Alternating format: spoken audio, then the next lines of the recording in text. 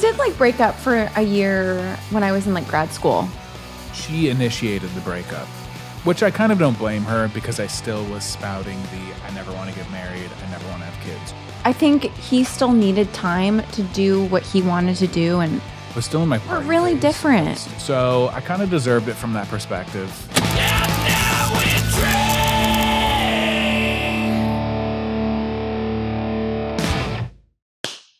Yay. Yay. My lazy slate. Yeah.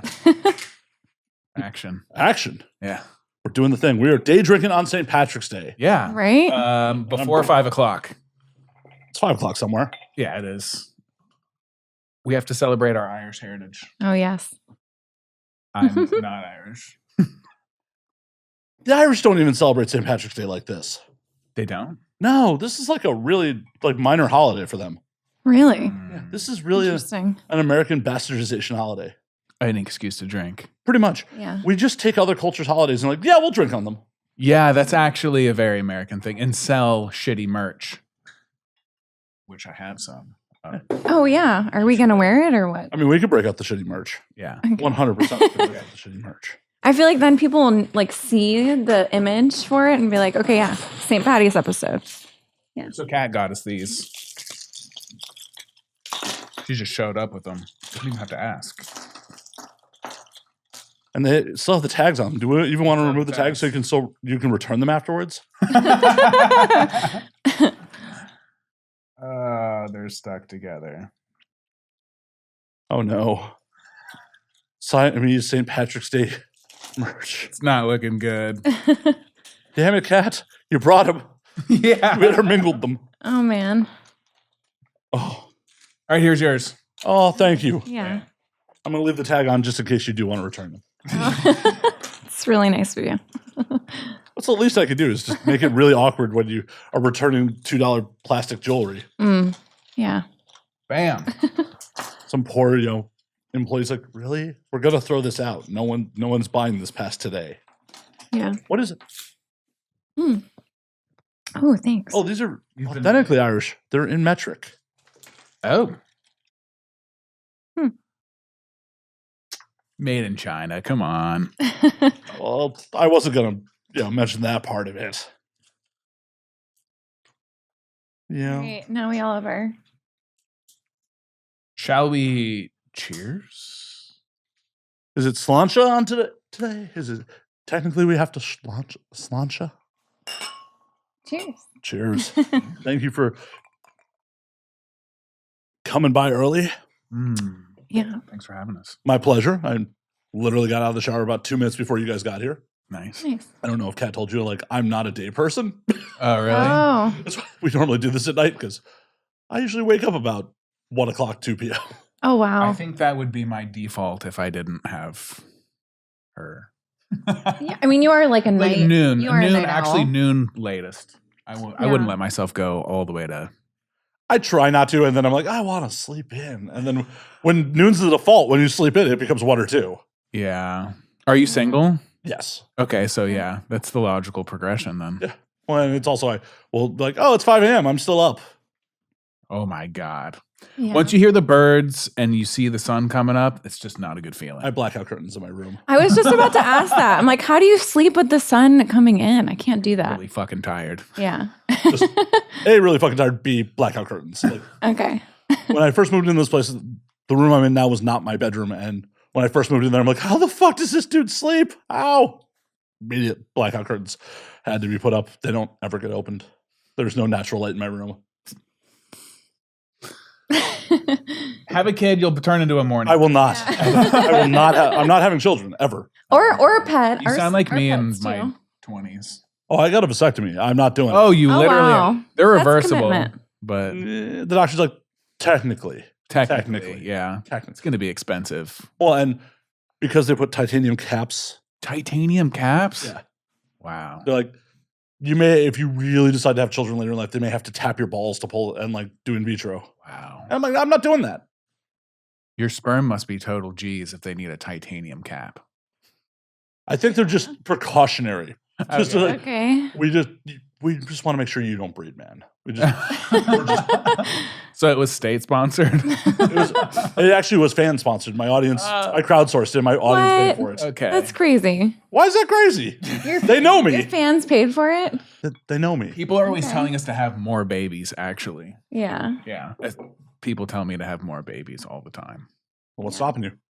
Why are you here right now? Why are you not making babies right now? I mean, not right. I don't want to watch. I don't want to watch. Okay. Unless you're going to name the kid after me. I'll watch if that's what it takes to get the kid named after me. No. There was consideration there. Yeah, I did. You're like, I have to consider everything. damn, well, my namesake is not going on then. That's kind of sad, though, isn't it? No. No? No. Not at all? No. What's the motivation to be parents besides society tells you that this is what you're supposed to do? It's a wonderful feeling. It unlocks a part of your life. I don't know. We have a 2-year-old, so like it's all very new to us. So I can't give you like a nice, well thought out, comprehensive answer. I'm still in the oh my God, I can't believe we did this stage. But it is one of the best feelings ever. And all through my 20s, I never wanted to have kids. When I met her, I said, I'm never getting married. This is I'm never true. having kids. We are married. We are married and we have a child. Yeah. She got her way.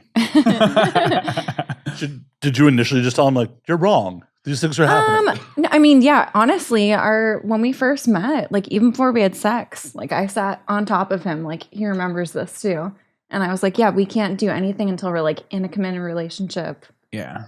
And then, yeah, we had sex after that. Yeah, we did. Yeah. But she was just like, I'm not going to fuck you. I don't fuck people that aren't my boyfriend. That's what I said. She's a rule follower, a very, very good person. Yeah. Which is why it's strange that we ended up doing porn.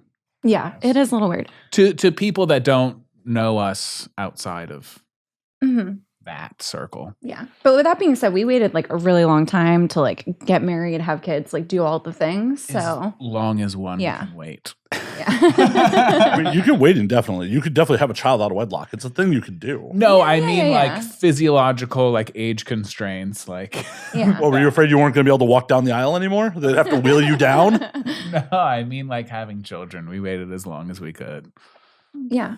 Or that we felt was like reasonable. Yeah, well, and the real science behind it is like, longer you wait, there's more likelihood of deformities and all sorts of bad. Because you have all these genetic errors building up in your body. And I feel like, in particular, I have quite a few genetic errors. I feel like anyone who's a reasonably intelligent human being is like, yeah, this is not perfection. Like, yeah. It never was. No, it never was. It never will be. You're deluding yourself if you think, even if you're in the best shape of your life and you're some Adonis, like that this is perfection. Like, no. Yeah. We're very flawed animals. Oh, hopelessly. Yeah. And it's only getting worse. Yeah. Yeah. I always say this is as young as we'll ever be ever again. Yeah. So I tell myself that because I hate taking photos. And sometimes she'll be like, let's take a photo. I'll be like, I look like shit right now. I don't want to take a photo. And I'll be like, all right, well, this is the youngest I'm ever going to be. This is the best I'm going to look right now. I may as well do it now. Well, that's a weird thing about like people being like, oh, well, looking young is super important. But like having wisdom and years behind you should be fucking important too. It shouldn't just be youth obsessed. Like having life experiences is actually fucking important because I don't know about you. I didn't know shit at 20. I thought I knew a lot. Yeah. I did not know shit. Yeah. Wisdom's extremely important. But like, again, in our industry, it's, you can't blame people for being attracted to youth. It's like there's a biological reason for it because of all those errors. Yeah. We're attracted to people that don't have a lot of genetic errors. Well, exactly. Because you want your Wow. seed. No, it's true. You want your seed to go on in the best possible way. It's like, are you going to produce good offspring with me? Yeah, exactly. Or am I going to be able to breed up and my future generations will do better than my parents' sloppy fucking mistakes? Exactly. And then it just leads to humanity's doomed. You think so? Oh yeah. How's it gonna happen? Well, in bare minimum, we're just gonna die out in they estimate about 9,000 years anyways. Uh-huh. We'll be replaced by something, or statistically, that asteroid may come at some point. Asteroid? You Yeah. think it's going to be the asteroid, the super volcano, AI, the plague, some kind of plague? Well, I hope it's not the AI because that will be fast. It'll be a lot more interesting. Will it? Will it? See, my theory with AI taking over is they'll just use biological warfare. We've proved that we're not so great at keeping that shit under wraps, Right. and they don't breathe. And when you say we've proven we're not good at keeping it under wraps, you're referring to COVID being escaped from a lab. Oh no, not even that. Just I'm not being like, oh my god, it escaped from a lab. It's a biological pathogen. Period. Mhm. Yeah. We were not great. They were still throwing multiple 100 people parties in the hills in LA, during the pandemic. Like, no matter what the origin, how COVID got into humanity, Mhm. we were not real good at keeping it in check. No. Right. We're pretty greedy. Yeah. Yeah. No, we're Got a party. got a party. We're a selfish society at this point. Yeah. Oh, yeah. Oh, yeah. People just do things for their 15 minutes of clout. Like, that make Mhm. no sense. Yeah. Mhm. Jill and I have been very bad at doing that. Yeah. We've gotten to where we are from it's the slow build. Oh my god, the proper way of doing fucking things. Consistent. We grind. just suck at marketing, and I think we just weren't ever into social media. In our And- personal lives. Yeah. Like before. So it's like, it's kind of a necessary evil, but we both don't really like enjoy doing it. Yeah. Our social media is basically every time someone comes over and tells us we need to take a photo, Yeah. we're like, all right, let's do Yeah. it. Well, I'm going to do that today. I'm going to tell you guys we That's have to take okay. a photo. Because that's what Okay. it takes. Yeah. I want people to know you were here. Day drinking. I want to brag about it on the internet. Proof. Proof, we're day drinking. On only St. asked- Patty's Day. Right? I only asked them to watch them conceive a child once, maybe twice. And asked them to be named after you. Yeah. Could have been a girl, all right? Maddie's a name. It is a name. Just got to think outside the box a little. Yeah. Good on you guys for having a kid. It's just, besides not being wildly selfish and not wanting to do it. Mhm. Yeah. At least you acknowledge it. Oh, yeah. More people need to.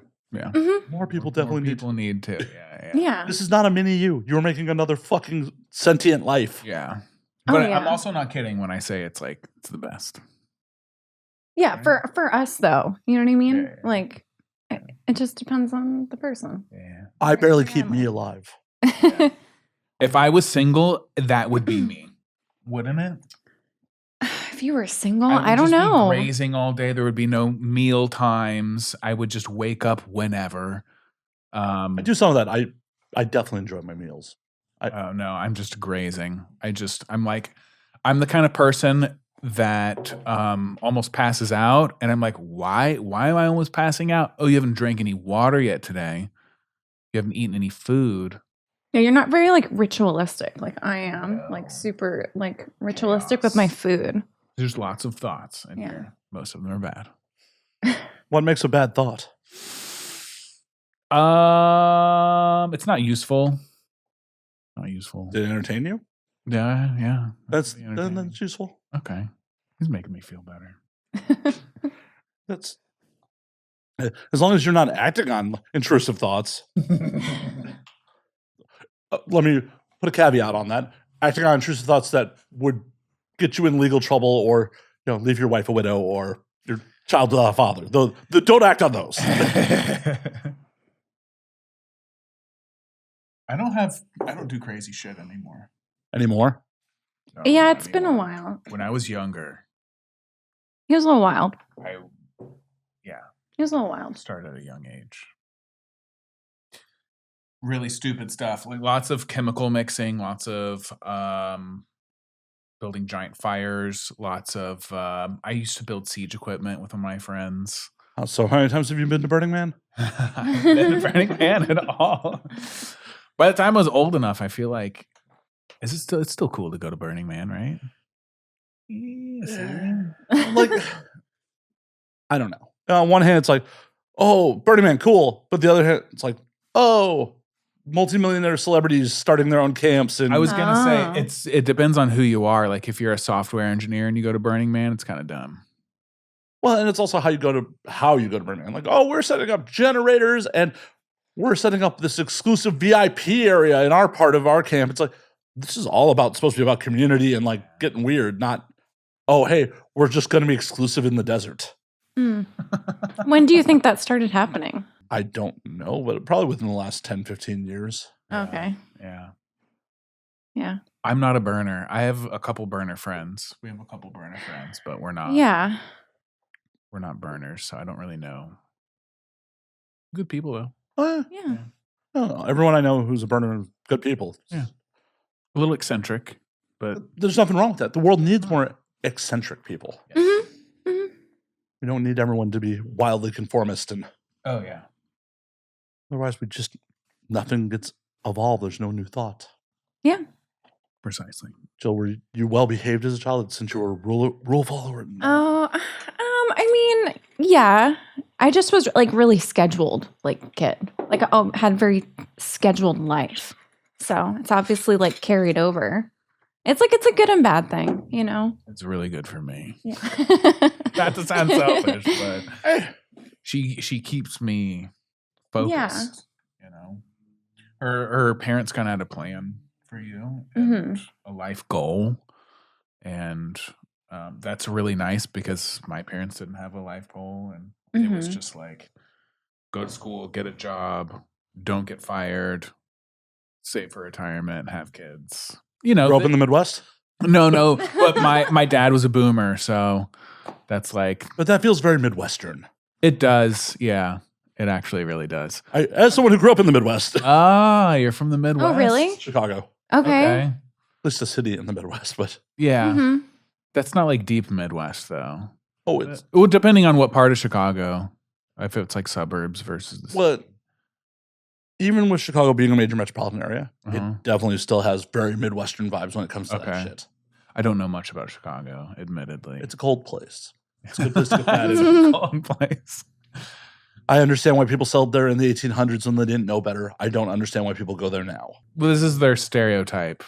You know, they're good people, but there's not much to them, right? That's their stereotype, would you say? Yes, but I don't think Chicago's that shallow when it comes to Midwestern, but that's what I'm saying. I'm talking about like Kansas, Nebraska, Oklahoma. Maybe that's a little far west, but those are more rural. Yeah, Midwestern. Like Chicago still has the mindset of,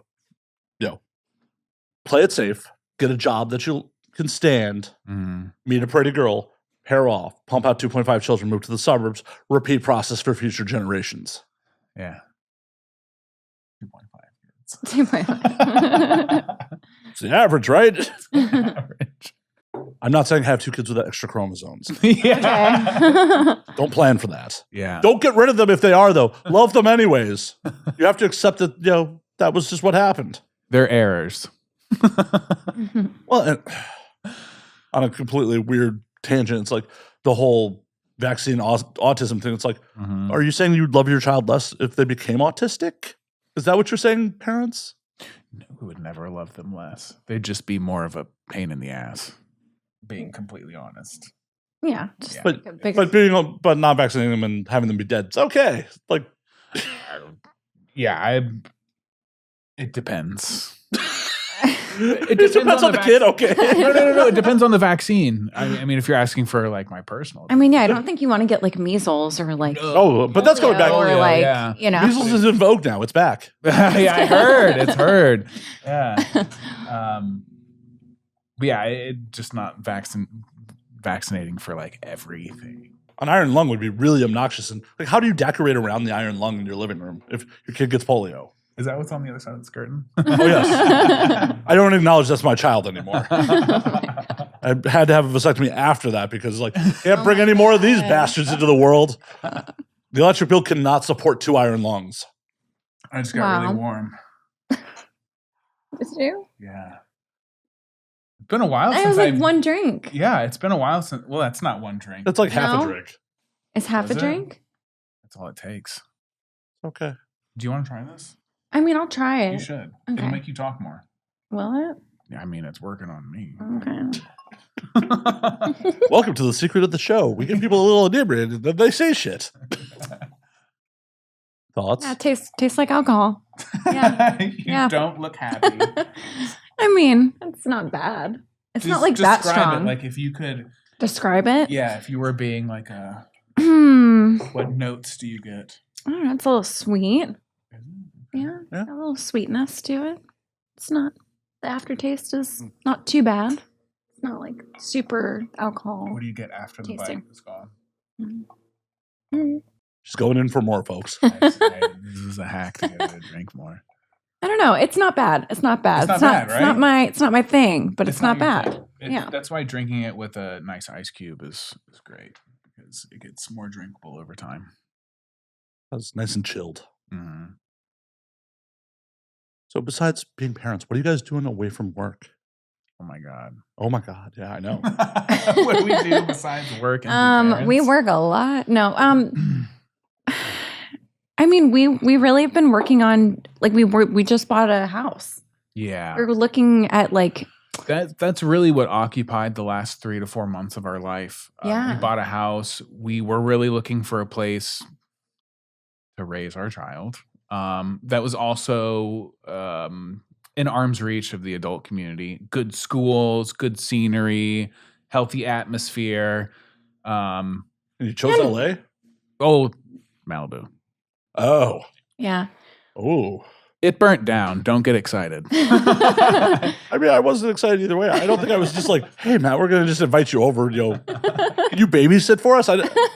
It burnt down 3 months after we bought it. We were in the middle of doing renovations. We had just paid a whole bunch of money to redo all the bathrooms. Yeah, but we were just ready to kind of be out of Vegas. Like, we still were going to keep our house because it has such a great setup for streaming and whatnot. But I don't know, Vegas. We were just ready to move on over from Vegas. Yeah. But that's not happening anymore for the foreseeable future. Yeah, I guess it depends. I don't know. We really don't know what's going to happen. Yeah, we're still kind of shell-shocked, to be honest. Yeah. Well, I understand wanting to get out of Vegas because Clark County has some of the worst schools in the country. It does. It does, yeah. And the summers have been, like, brutal. Like, I feel like last year's was, like, insane. They're getting worse. Yeah. There's things about Vegas that I absolutely hate. Scorpions. I got stung by a scorpion. Yeah. In the house or just out in the wild? In my hot tub. That's the worst place to. Yeah. I think mine's worse, though. Like, no, you didn't get stung. Well, I kind of did. We'll tell yours first, and then I'll tell mine. Okay. And then people can. We'll compare scorpion stories. I think we hadn't been living there that long, maybe like a few months, and I like went to put on like these yoga pants that I had bought, but I'd had them for like a couple months, but I felt something, and I was like, oh, maybe I forgot to remove like, you know, the little plastic thing that's like you know, like with the tag. And I was like, maybe I forgot to remove that. And I was like, oh no, I probably just sort of ignored it and like was working. I was like on the computer, and then it was like getting like very warm and like burning sensation. And I like pulled down my pants, and like right on like the side of my ass was like the scorpion. And I remember just like, screaming. Yeah, I guess it's like pinchers like got me, but it's not like, it didn't actually like sting me because I didn't have like a stinger, but I was still like freaking out. So it kind of got her. I got her with the scissors. Yeah. And just like pulling down your pants and seeing that. So she screamed. You know, when your wife makes this sound, you hear it. It's like, bah, bah, bah. It like travels through walls. And I'm like, oh my God, she needs me. So I came flying over. I feel bad because I probably freaked out like all of the guests that we had for like a while after that. I was like, don't leave your pants on the ground. You're going to get a scorpion in your pants. I mean, you're just being a good host. Yeah. We have scorpions and we have black widows in Vegas. We have tons of black widows. Actually, a lot. He'll like go at night and look for them around our house. After that happened, I declared war on the scorpions, and I bought a UV light because they glow under UV, and I just got a kitchen knife, and I would just go outside and just shine it on the yard and just, you know. He'd like slice them. It was the Great Scorpion Inquisition. Did you have a costume for it? No, but I counted how many I got. And the first time I did it, 40. Do you have tally marks somewhere tattooed on you? Like a serial killer? No, in here. It actually worked though, because we've seen a lot less like come into our house. We've got a pool in our backyard, so all the bugs are attracted to water. Like, I'm in the desert, I need water. Yeah, exactly. So every fucking animal in like a square mile is like, oh, an oasis. Yeah. My bug story, my scorpion story is, have you ever been walking around and felt like something on you and just freaked out and been like, and there's nothing there? Yeah, I chalked that up to drug use. Okay, well, it's happened to me a few times, and I was in the hot tub. I was in the hot tub and I got like a weird feeling on my neck, and I was like, you know what? I'm not gonna freak out. It's probably just a leaf. I'm not gonna swat at my neck and go all crazy. But it was a scorpion. And it was under the neck rest of the hot tub. So when I went and leaned back on it, I guess I really pissed him off. No, you thought you were a frog and you were going to take him across the river. Yeah, well, he stung me for as his it. nature. Yeah. Not nice, by the way. And I got an erection after getting stung by the scorpion. So do you still have him? An erection effort? Yeah. Do you still have him in a jar somewhere in case you need him, just in case of emergency? No, but I thought that maybe I was going to die or something, because it was a bark scorpion, and apparently they're really toxic. And rarely people have allergic reactions to them. So after you get stung by one, you're kind of just waiting around for 15 minutes to figure out if you're maybe gonna die. Well, at least did you a solid and got you an erection so you could rub one out before you went. Of course, you can't show up at the pearly gates, with a full like nut sack that. I don't remember this. You can't go to St. Peter for that. No, I mean I remember you getting stung, but like I didn't know you got like a boner afterwards. Well, he did. That's rude. I didn't really admit it readily at the time because I was actually weirdly super embarrassed, which rarely happens with you. I tell you everything. Yeah. But I didn't tell you that little beat. But I did tell you later on. Yeah, I was probably like already asleep or something. Why would you be rushed to tell your wife about your erection? Because I was worried about dying. It was a more pressing matter. I mean, we're all going to die. Yeah, but not because of scorpion stings. Can't promise me that. You absolutely cannot promise that. I'm just saying, provide you with an erection, you should have taken care of it just before you went. There's better alternatives. I'll say that. Oh, definitely. Yeah. I mean, if you had to choose, how would you go? Why don't you answer that first? Because how would I go? Are we talking? I can answer it first if you want, because I've got a few things that popped into my head. Like a freak accident kind of thing? Are we talking? No. I mean, it's your preference. Yeah, it's your death. I mean, I don't know. That's a tough question. There's the really pussy way to go out is like in your sleep, which is nice. That's like when you're really old, You don't have to be old to die in your sleep, sweetheart. Yeah, drink enough of these. Choke on your vomit. Yeah. I mean, again, that might not necessarily be dying in your sleep at that point. Yeah, but dying and being passed out. I don't know. This is dark. It gets there sometimes. Sorry. I forgot to warn you about that. Sometimes it gets actually really dark here. You're supposed to drink more before that happens. Jill, get on our level. Come on. I'm trying. I've drank. I'm like halfway. I'm halfway through. Very good. It's all good. But yeah, how would you want to die? I mean, I don't really want to die, so let's rephrase that. We have to. I mean, we don't necessarily have to. I'm immortal so far. No one's proven to me that I'm going to. I mean, I know I'm going to. Any minute now. I forgot to warn you guys. If I die, you need to call the number in my pocket.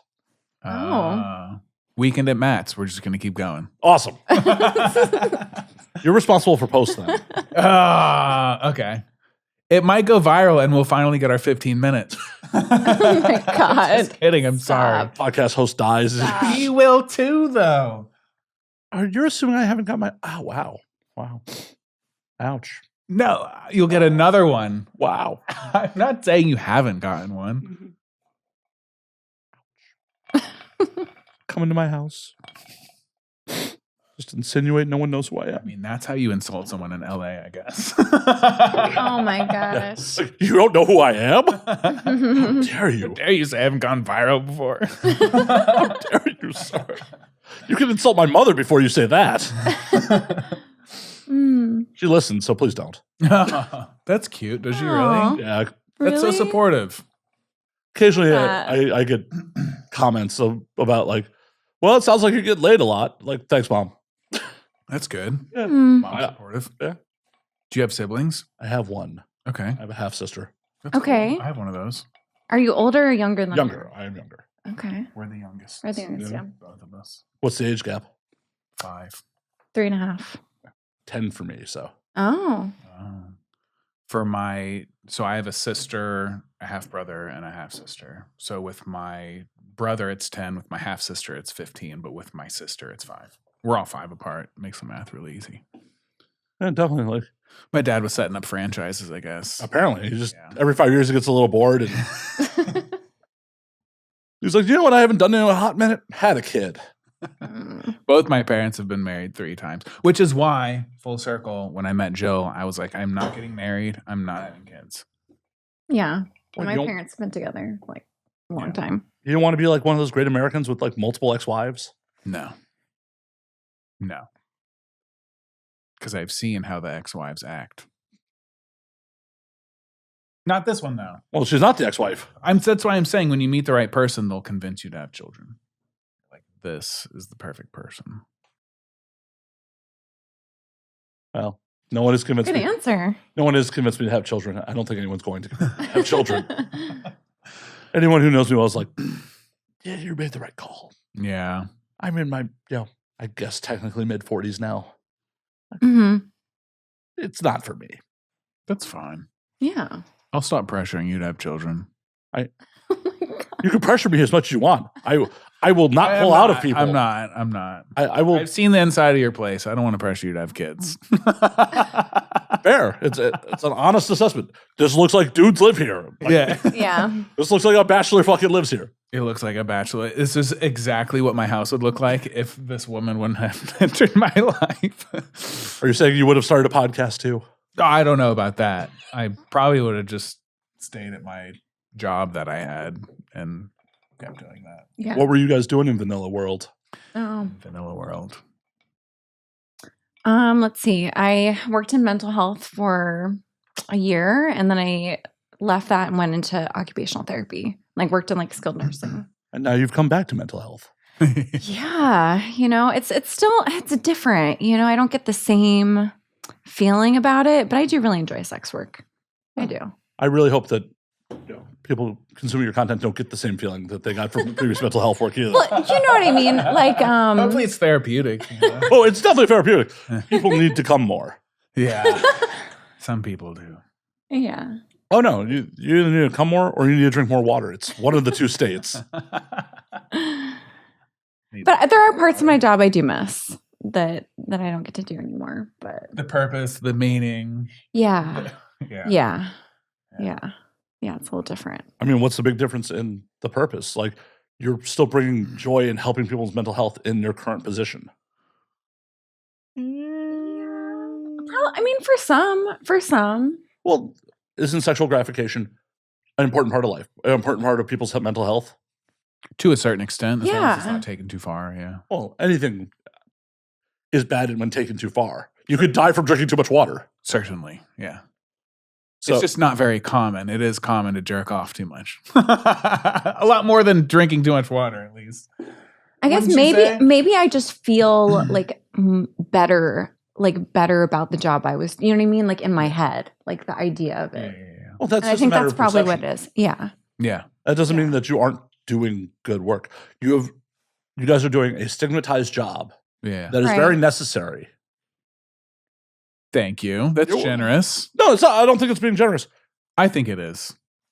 It wouldn't be. To an extent. It wouldn't be as lucrative an industry if people weren't willing to pay for it. Right.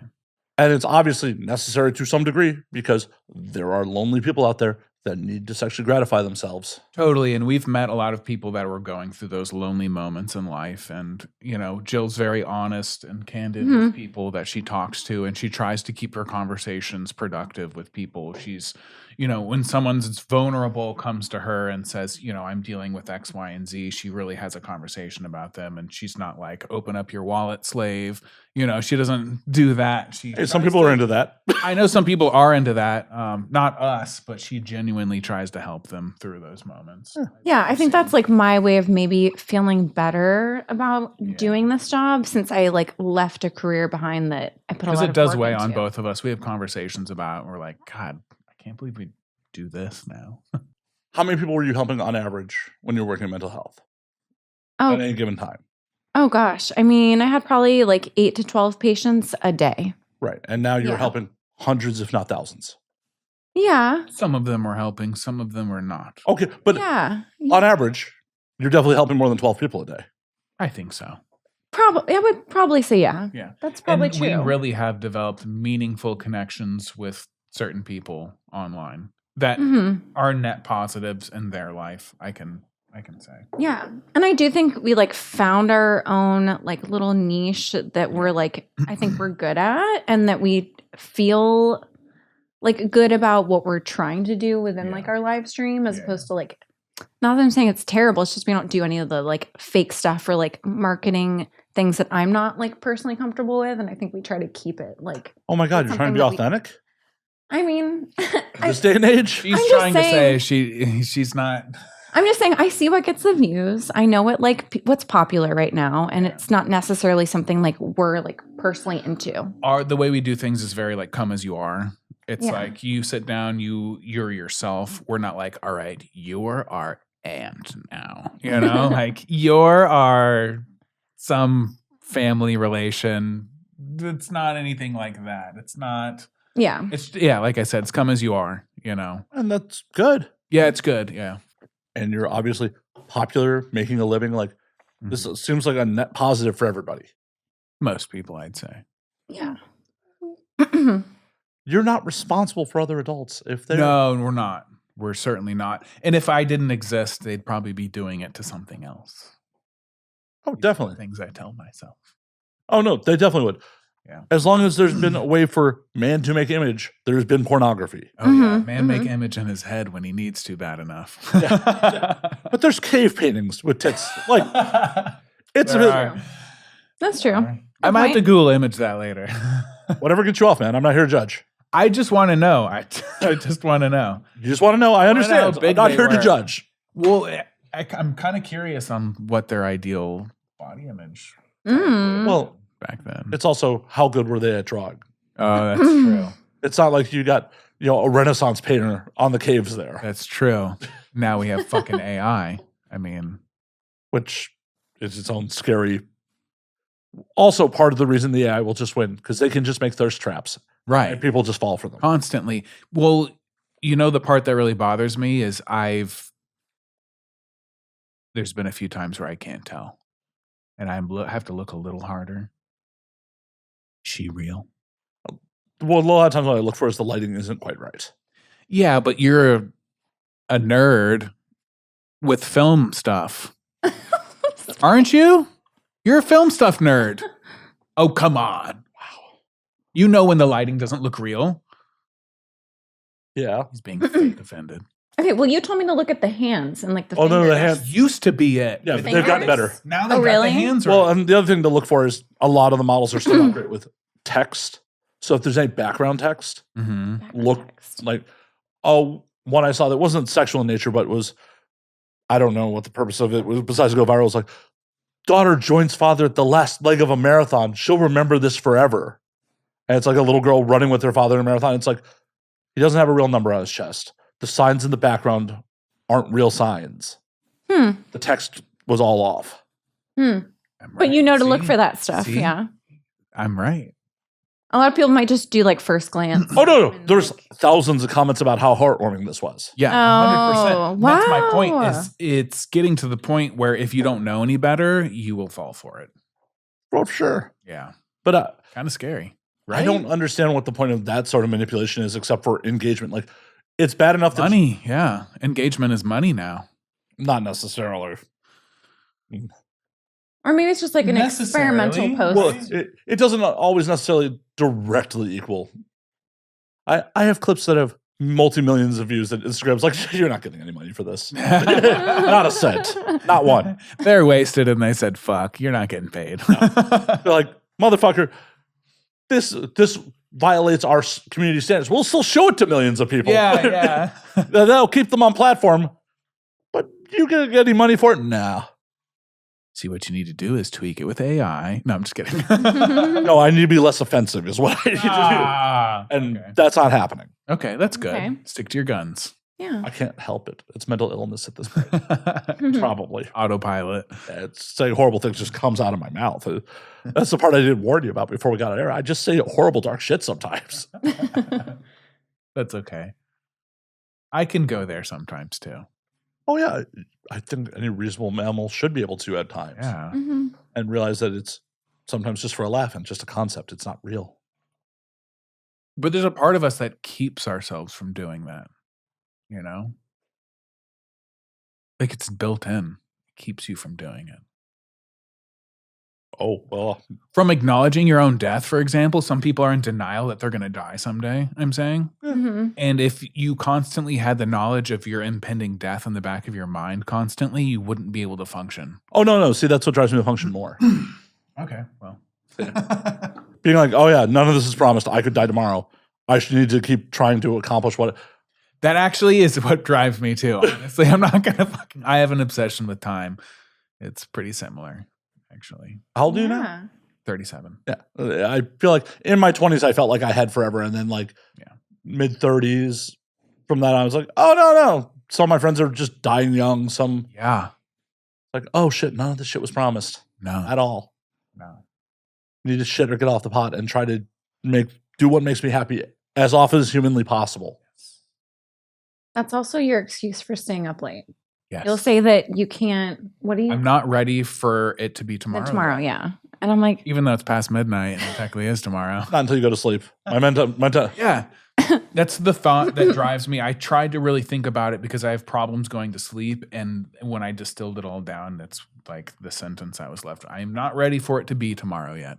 yeah, because I always feel like when I wake up in the middle of the night, I'm like, is he there? So Is he there? And sometimes I do hit him, and he'll be she like, smacks me in the face. She checks if I'm there, and she'll just slap me, and I'll just get a hand in my face. Good morning. Yeah, or good. well, night. I do wake up at like usually around like 6 a.m. Yeah. So that's usually when my day starts. So, I'm just like, is he here for like half the night? Yeah. Have you thought about a weighted blanket? I really do sleep better though when he's there. I don't like sleeping by myself. Makes me sad. Aw. Yeah. Yeah, it's cute. At least I'll be missed for that if I die. No, she can keep you there. Oh, good. He's still there. Yeah, Oh he's my always God. there now. Oh my gosh. She might actually like that. Sorry. I'm sorry if I caused your impending demise. Oh my gosh. Pour me one of these and you might. I'll let you pour yourself All right, there we go. because I will over pour if. Yeah, Yeah, because you said that was half a drink. Is that what you said? In your opinion? Yeah, oh yeah. I mean, when you're talking about spirits, a drink, it's like an ounce and a half, right? A shot is. A drink may have multiple ounces in it. Yeah, but that's how you have to describe it so you can pace yourself. So Why do they call it spirits? Like it's a spirit. Like why I is don't that? know. That is a good question. Is Do we it 'cause know? alcohol Should we Google evaporates and Well, that's how the angel share gets it. What evaporates off is supposed to be the angel share. yeah, and then the devil's cut goes into the wood or something. We'll Google these things. Real fucking slow, so it's cold. Sorry, I'm a little intoxicated now. I think this is my third one. It's okay. At least we Because of the distillate being distilled, distillation. The Ah, alcohol is being extracted or spirited away from the original mixture. yeah. So alcohol is a Oh. lower boiling temperature, and so when you heat it, it boils off, and then you cool it. And okay. Okay, we learned something today. We are an educational show sometimes. Wow. Wow, I learned one thing. No, I'm just kidding. Now, will you retain it? Is the next question. By the end of the show, will you be like, I drank so many spirits. I don't remember why this is called spirits. I will. Maybe. Hmm. Time will tell. Yeah, right. Many people have made many promises on this show, and then by the end of it, like, oh, that was a thing. I mean, myself included. There have definitely been episodes where it's like, did I save that? Fuck. No. I've never actually lost one to being drunk, but I've definitely passed out and left the recorder running. Oh yeah, Oh. which is harmless enough. Yeah, just Not for your hard drive, but just tail into like, okay, I can cut it off here. It's just me snoring now. what episode did you get the most fucked up on? Is there one that really comes to mind? Recently, It was recent. well, there's a recent one where I got rail drunk. It was a day drinking show like this one. Nice. Oh. Ashley Matheson, who hosts Hotter Ones, she's an OF creator. Okay. And she's like, oh, I got to do it at noon. I'm like, okay. Oh, man. So I woke up, made myself a breakfast, and like immediately started drinking. And I did not eat enough. Hmm. I was real drunk. Like the second she walked out, I literally fell out of the chair to the floor and started sleeping on the floor. Nice. Wow. It happens. Yeah. A good drunk or a bad drunk? Do you feel like you performed well? Oh yeah, no, it's fun. I mean, the episode's out. People can Solid. see how drunk I am by the end of it. Judge him. He seems like a pro, honestly. I was trying to keep up at first, but very quickly I realized not gonna fucking happen. Well, you definitely don't drink like you used to. Like in God, college, you used to drink like a lot. At least get hammered at least once a week. Only once a week.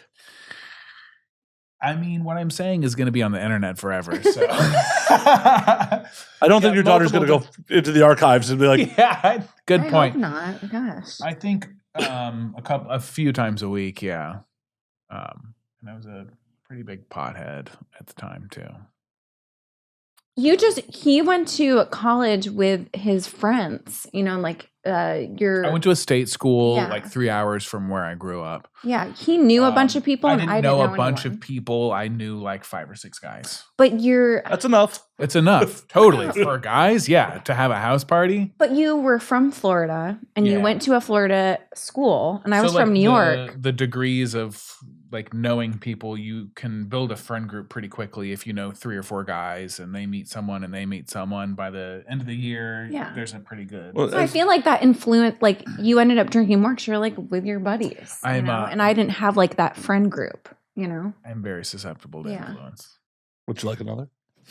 I just bored it, man. There's lots of space in that glass. An ice cube. I'll get an ice cube in a second here. That's what I'm gonna do. Okay, maybe I'll take a pee break when you do that. Okay, Yeah. cool. Do we want ice and pee now? Or? Let's just do it right now. Okay. All right. We're doing ice and pee. Ice and pee. Not peeing on the ice, though. We're back from urination. Oh yeah, Oh, sorry. yes. Sorry about Yeah. talking about We started nerding out while, Jill was peeing. I blacked out. Talking about video games, not drinking. It's all good. I don't really play. I mean, he tries to get me into games, but it's just I don't know. I gotta ask, hold Mhm. on, before we're done about the nerd stuff. What is the nerdiest game you ever played? The nerdiest game? Yeah. I mean, besides EVE Online? That can be it. Oh, yeah. The game that is about interstellar domination, mass multi, and like legitimately people refer to as spreadsheets in space. Okay. That is fucking nerdy because I was gonna say the nerdiest game I ever played was a complete text based. Oh, I played those back in the day, too. And I was hooked on something called Utopia. Oh, I've played Utopia. Have you? I'm pretty sure. Oh my god. I used to run a BBS when I was in high school. It's like that's the level of nerd I was. Okay, yeah, you're pretty fucking nerdy then. Yeah. It's a generational thing also though, because that's just like what was available, Well, yeah. Well, yes. I don't want to go too deep into this because Yeah, sorry, because no one will be interested. I'm sure theure someone that is. I just don't. I don't have I don't anything to think- comment on this. Hey. Sorry, I don't know, guys. Jill, you're telling stories about college and coming in from New York before urination and ice. Yeah. Hmm. And what's the nerdiest game you've ever played? Nerdiest game. I don't know. You had me play. What was that? Pocket Tanks. Yeah. Pocket Tanks. Don't know about it. Okay. It's like a very simple, You just- simple. Oh, you just pick a weapon, click a weapon, and then pick a trajectory in degrees and hit the button, fire. That's it. Yeah. That was like the first game we played together, like on the computer. Yeah. And then what else have we played? We played some like Mario. I don't know. So what was courtship like? What did you guys do for fun when you were dating? Okay. When we were dating, like in college before What's we the got first married. thing we ever did together? I mean, like besides go out to eat, putt. We did that Before putt before that. The first time we hung out. Oh, studied, not studied. What did we do after studying? We watched nature documentaries. Oh, nature doc. Oh, deep ocean. Yeah. Like deep ocean documentaries. Because then, like, I don't have to watch things get killed as much. I feel like can't do it. deep ocean is like Never watch not stuff as getting bad. killed with a woman. I love nature documentaries, all right? And nature documentaries, something always dies. Well, yeah, because life eats life. Right, and that's real fucking life. But if you want to watch it with a woman, the deep ocean stuff with the jellyfish that flash all cool different colors, and they've got the crazy It's a good teeth one. And then you get to watch octopi be dicks to things because octopi just punch other fish for fun. Well, they're not killing them; they're not eating them. No, they're just sadists.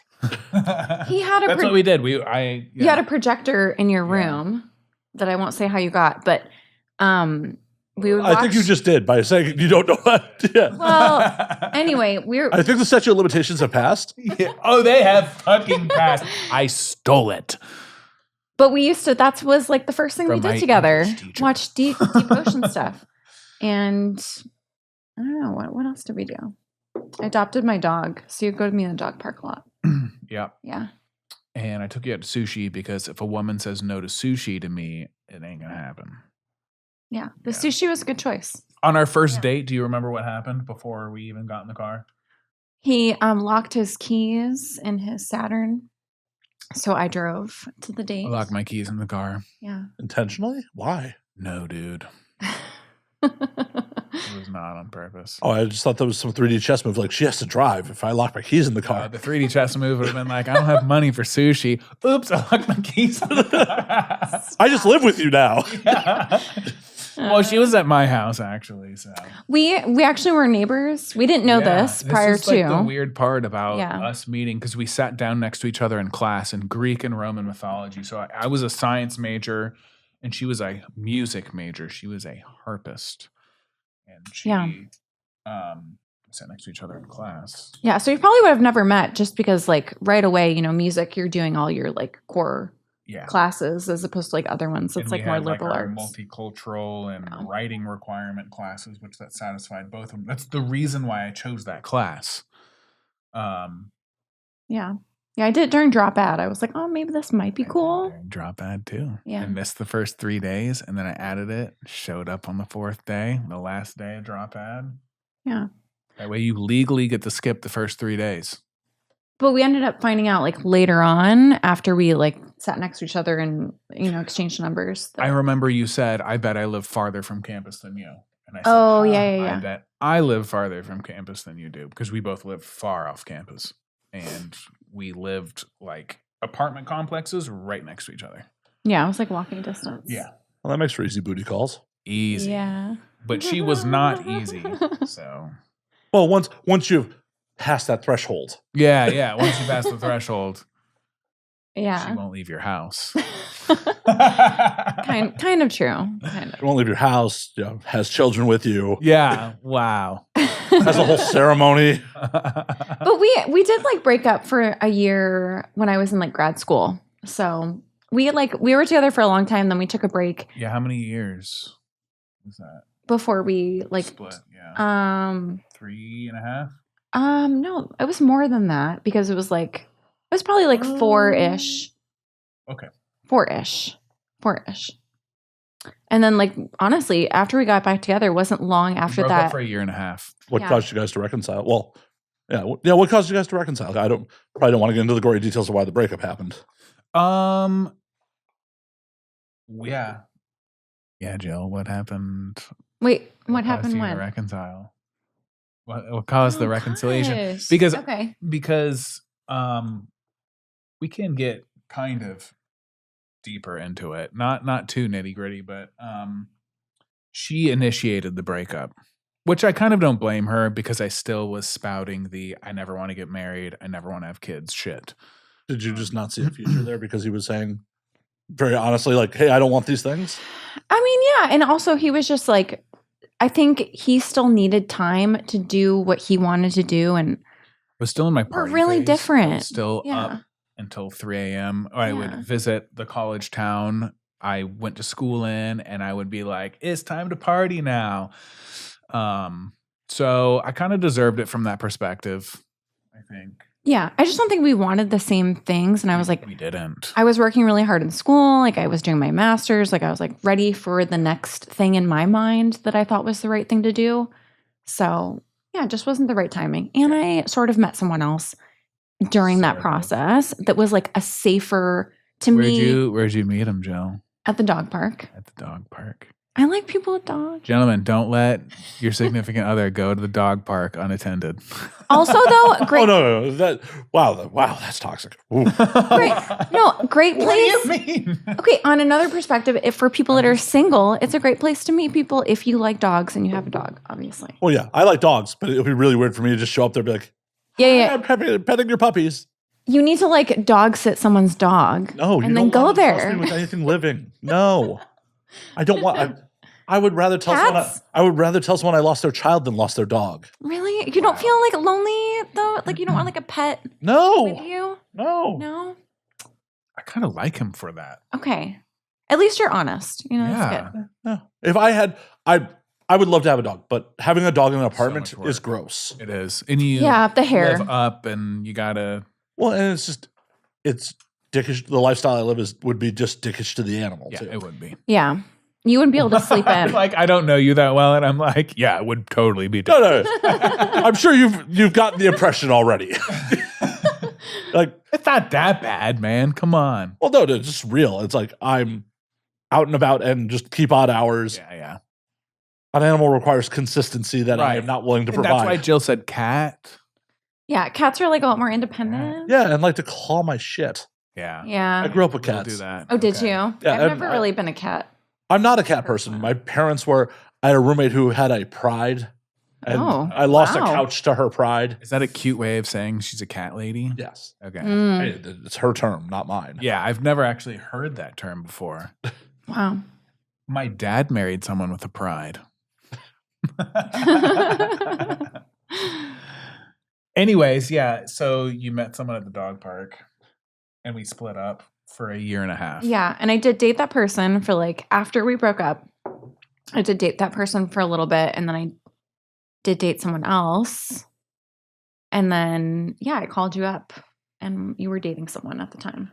Let me distill that into natural language. Okay. The grass is not greener. That's what I was about to say. Like, No, it was. I still always feel like say- it was a good. It was the right. It was a. It was ended the up right being thing to- good. well, it showed both of you that, like, oh, hey, the grass is not always greener. It's not even about that. It's, sometimes you meet someone and it's not the right time for them. And that's really what it was for us. We were right for each other, but it wasn't the right time. And I also say a lot, people don't change, but one of the few ways to get someone to change is to leave them. And if they love you, they will fucking change. Well, and I say this all the time. People only change when they have a reason to. Yeah. Mhm. Yes. There has to be some sort of outside stimuli. Because if shit's working for you, why the fuck would you change? Exactly. That's Mhm. why you're right here, right now. Yeah. This is a perfect example of someone not feeling the need to change. Yeah, and I mean it's not bad by any means. I'm just saying it would have been my trajectory. And I don't know if we would have ever ended up like streaming or doing threesomes if we hadn't had that break. I don't know how to explain it, No. but I feel like that probably would have not happened because I think I No. would have been like very much not for it. I think like less flexible. Yeah, Yeah. So I'm trying to okay. find a diplomatic way of saying that. Yeah, I don't know. Go Yeah. ahead. I don't know how to say it. I don't know how to say it either, because out of school, I got a really good job at an engineering firm. I worked there for 9.5 years before I finally quit. And for the last 4.5, 5 years, I was camming on the weekends and then doing that 9 to 5. Had gotten my master's, project manager, finally broken into 6 figures. And I went to put in my 2 weeks, and my boss looked at me and he goes, "You're so close to getting 4 weeks of vacation." Which is like this, like when you're in the corporate world, like 4 weeks of vacation, like holy shit, that's really a thing. Well, especially people when they're indoctrinated and institutionalized by their corporate jobs, Yeah. they don't comprehend taking a risk. Yeah. Yeah. Well, I was very risk averse Totally. as an individual. Yeah. I would have never done porn. And this is a whole nother thing we can go into after this if you feel comfortable going into it. But like when people found out that we did this and they knew me and they knew that I went to school, had done all this work to go get my master's, and that I was thriving in my field, and that I was like I was the young guy in the room doing things that a lot of people weren't doing. They kind of looked at me and they were like, "What what are you thinking?" Yeah.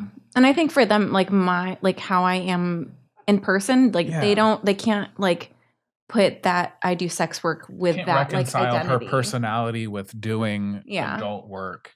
Yeah. When you meet Jill on a personal level, you don't look at her and say, "Oh, like she does porn, she's a freak," all this shit. Like you don't. It's a performance. Yeah. Oh,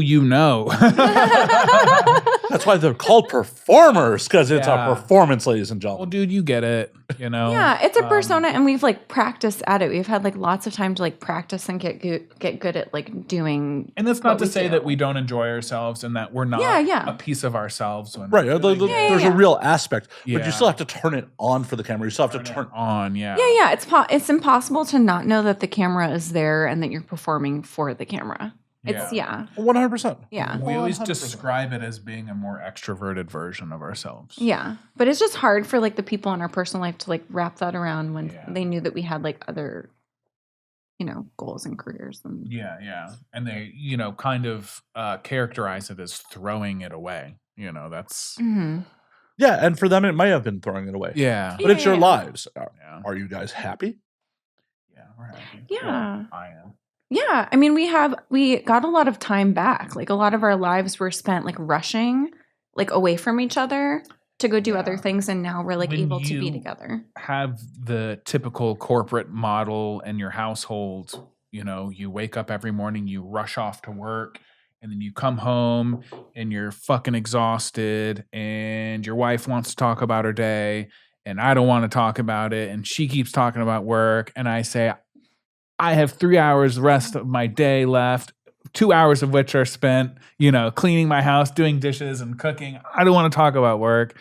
And so that combined with the fact that we were making a lot more, we kind of just looked at it on paper and said, when we do this, we get a lot more time. We get to wake up together. We get to work together. We get these moments we never had together.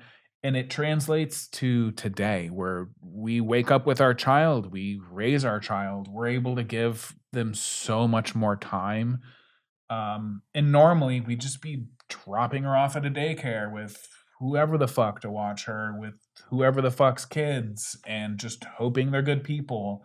Yeah, which a lot of people have to do. Which isn't but- natural for humans. I think Yeah. we're really, at least before 3 years old, like you're supposed to be around your kids. It's like I'm not going to get on a soapbox about it, but it's like a very special, impressionable time where you're really supposed to bond with your kids. And I've looked at her so many times during this period of her life and been like, I am so happy we get to just like be around each other during this time, and not just be like rushing it. And when my kid pulls on my pants and asks me something, I'm not just like, Daddy's got to go do stuff, But with that being said, we just worked our 20s through our 20s completely. Like there was, for 5 years of it, for 5 years straight, we worked 7 days a week, and it was fucking hard. Very modern America. It is actually modern America. And,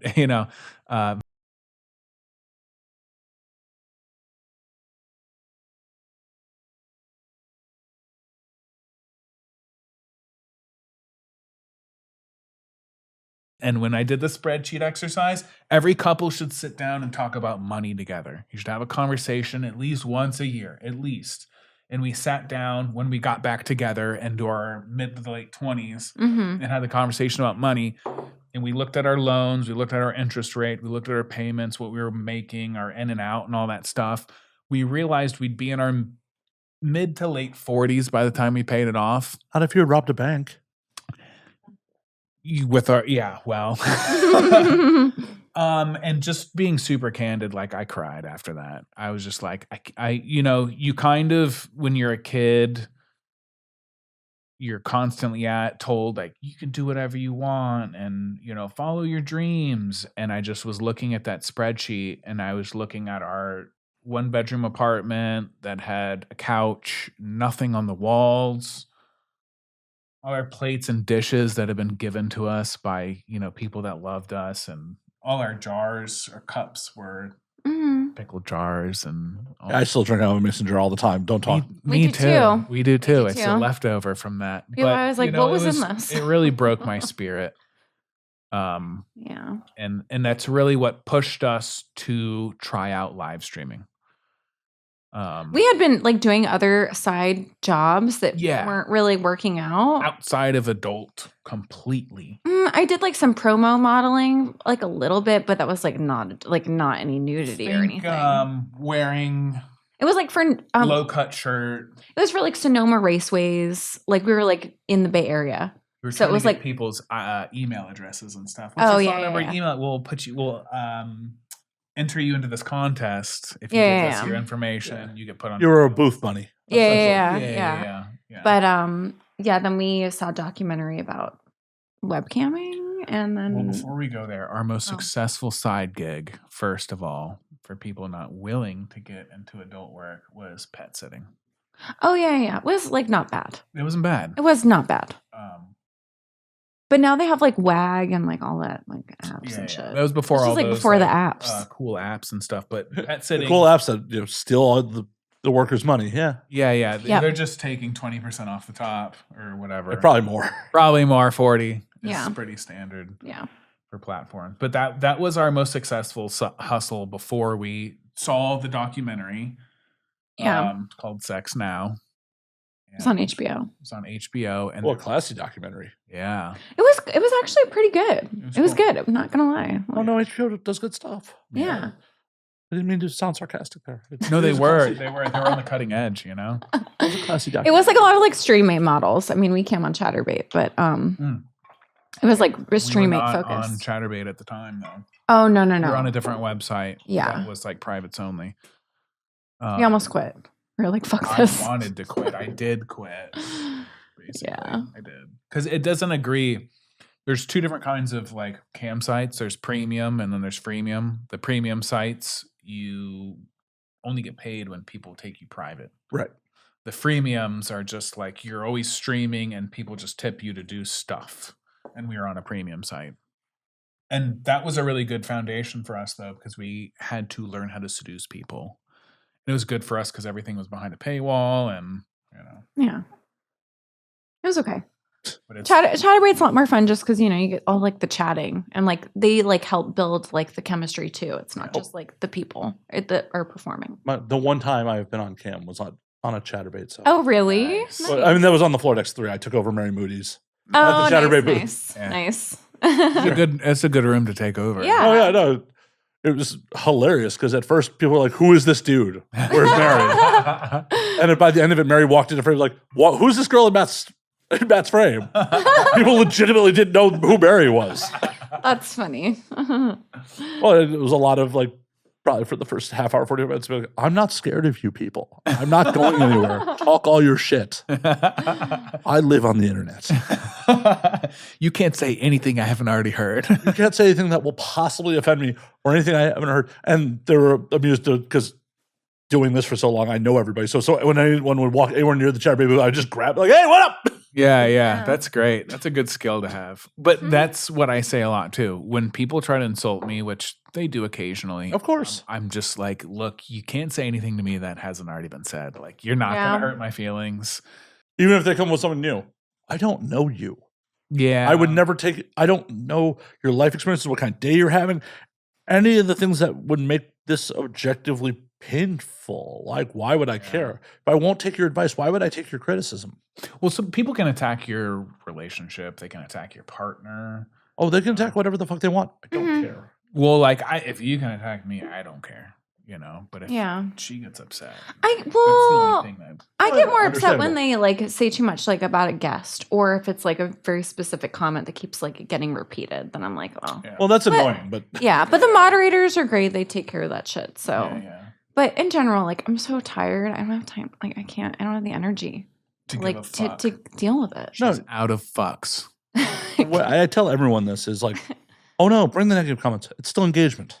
Oh yeah, it is. Yeah. Especially if you have a loyal on a fan base, they'll fight them for you. Yeah. Oh yeah, definitely. Yeah, we have some like great friends on there that will stand up for us because they know us, they know our character and everything, and so we don't have to worry about people being like, "Oh, but are they shitty?" Yeah, but usually the comments are very surface. Mm-hmm. It's Oh, of course not they are. anything Because of value. happy, successful people don't try to bring strangers down. Yeah. Yeah. Exactly. Like that's the biggest takeaway is like, no one who's really got it going on in life is going to spend their time. Yeah. So why would you be bothered by someone who's so unhappy that the only joy they can find is trying to bring you down? 100%. Mhm. And that's what in certain moments, I've had to kind of say to you.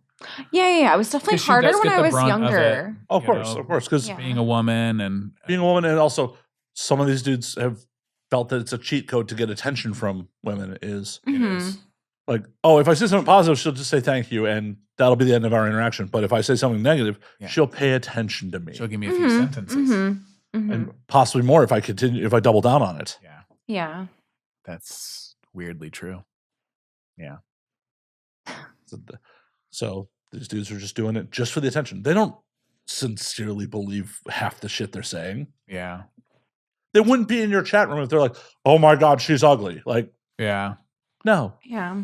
they just want attention. They want to fucking feel special, even if it is involved essentially being the class clown and getting negative attention, because it's still attention. Yeah. Yeah. I get to be special. The spotlight's on me. Yeah. Yeah. But that being said, it's also human nature to just be like, to have an emotional response. It's a muscle that has to be built. Yeah, it is. Yeah. Actually. Yeah, you're right.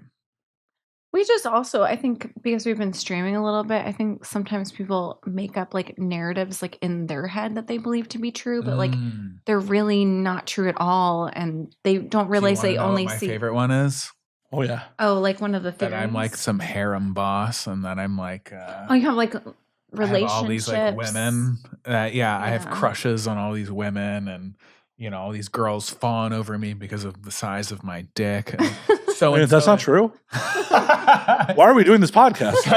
That's why I set this up. The fuck, I was lied to. Like, it was nice meeting you guys. Thank you for coming in. Happy St. Patrick's Day. Oh man. But that's my favorite one, and I have to say, hey, like everyone that comes on our show is paid. Like, Oh yeah, when they think we don't pay people. even in the day, Because that's very common. Yeah, they're in like, the day and age of the collab, like Jill and I still pay everyone that comes on our show. Oh my it's gosh. important to us if someone's going Yes. to come and have sex with you on camera. We still pay them 100% of the time, oh yes. and Yeah, of course. it's not because they want to try my penis. I mean, it might be, but like, But they're getting a paycheck while doing it. Like, That might be a bonus, Right. actually. It might be a bonus. I'm assuming that they're not being like, ew, your penis. I'm just here for the check. I mean, it's at least happened once. Oh no. Did they There's been a few expect- lesbians on our show. We've done scenes with lesbians that Well, are yeah, 'cause straight for pay. It's a performance. Exactly. Yeah. Which Yeah. always feels like an honor when a lesbian decides to have sex with you. Well, I feel like it'd be more of an honor if they wanted to have sex with you for free. Yeah. mm. Which hasn't happened. Or it'd be an honor to Jill. They're like, your wife's so hot, I will take your dick just to get at her. Oh, man. Hey. I keep going lower. It's okay, though. I mean, Well, as long as it still happens. right. It still happens. And also, a lot of men, I don't believe this is you, but a lot of men in this industry do get an ego about where their position is in the industry. But at the end of the day, you are the stunt cock. You are the Yeah. You are the prop. Every male talent at the end of the day is there to make their co-stars look better. 100%. Yeah, definitely. That's what I say. If you like the way you look, then I'm happy. That's my. That's what motivates me. But I've definitely offended some dudes by saying that to them. They're like, "What do you mean?" Like, dude, live in the real world. Like, Come on. It's not about you, buddy. unless you're here for a gay audience, it's not about you. No one's looking at your face when you film. No one's, unless you have a gay audience, which exists. No, it exists. It's very valid. But if you're like, all the chicks are like, if you're banging girls and you're, it's not actually. Yeah, all the dudes are here to be jealous of who I'm fucking. Like, no. It's not what it's about, man. No, it's not. Absolutely. I've seen a crazy number of men come and go over 10 years. Mm-hmm. I bet you've seen. Isn't it wild how like the it girl and the it guy can just, in a matter of 2 years, they're everywhere, and all of a sudden, like, drugs or their ego or they went nuts or. Well, there's a lot of people do stick around, but isn't it crazy? Well, there's a lot of pitfalls. There's so many pitfalls, and I think it's the responsibility of anyone who's been in for a while. If you know someone who's looking to break in, you give them every last one of those pitfalls before they actually go on board. I am very much a proponent of trying to talk people out of sex work all the time. Yeah, we do too. I have civilian friends who think it'll be easy money. Like, some people, can you help me out? I'm like, why are you doing this? It can be easy money. Maybe. Just like every other form of entertainment. Yeah. There is a 1% of people that are making a lot of fucking money. Yes. Mm-hmm. And you only really hear from those 1% of people because when the 99% of other people say, hey, it may not be a good idea, in a way you're admitting defeat and you're admitting you weren't really successful or you're admitting you kind of regret it, which doesn't feel good. Well, and even with the 1%, even with the 1% of people, there are still some serious drawbacks. Yeah. I know some very top tier 1% talent that are lonely. Yeah. That still end up with some financial troubles. Yeah. Still end up with toxic relationships with dudes who end up taking a lot of their fucking money. Yeah. Or talk them out of leaving what brings them joy and brings them money. Yes. And then they don't know what to do with their fucking lives. Yeah. Mm-hmm. There's mental problems. There's a lot of spending too much time in the comment section really can fuck up your brain. Drugs. There's a lot of and I feel like drugs is the result of the other things. Yeah. It's a crutch to deal with the other shit. Yeah. It can be a huge shame to see. It is. And there's problems with potentially getting banking, mortgages. Yeah. Like just living life for someone who would normally be in your tax bracket doing any other form of entertainment. Mm-hmm. Mm-hmm. And that's assuming you make it to that level, which, especially in this day and age, this is much more of a marketing job than it is anything else. And we've lived through that. Like when we started, it wasn't about marketing. It was about your product. And now, halfway, 3/4 of the way through our career, it's about marketing now. Well, because the market's become so saturated, how do you stand out from the noise? Exactly. There's a lot of, especially because of the pandemic, there's a lot of hot people getting naked on the internet. Oh my gosh, yeah. They're so beautiful. But how do you stand out from the noise? Yeah. OF doesn't do a great job of pushing people. No. If you're already at the top of the campsites, they'll put you to the front page, but you have to get there in the first place. Yeah. Which is the thing we have going for us and the thing we constantly lean on. We have to live stream which we enjoy live streaming. Yeah, that's like our home. That's like, that's what we know. Rest on your laurels about it. If you guys just were like, we're already live stream famous, we don't have to do this anymore. It would negatively affect every other aspect of your business. Yeah. Oh, yeah. You have to do Oh, that. yeah. Anyone that we know that was like big in streaming, at least on Chatterbait, that decided just to do like OF or like, just stop streaming or not as much. Like it really does like affect them. But we've built all our products around, streaming. So when we do stream, occasionally we'll do a little podcast. And Sometimes, I record all of our streams in VR. So we've got a full VR line. You've done a good job of like. And then we record from other angles. So all of our videos are very distinct from our live streams. They look completely different. And then they're all shot in 4K. So they're higher quality. Mm-hmm.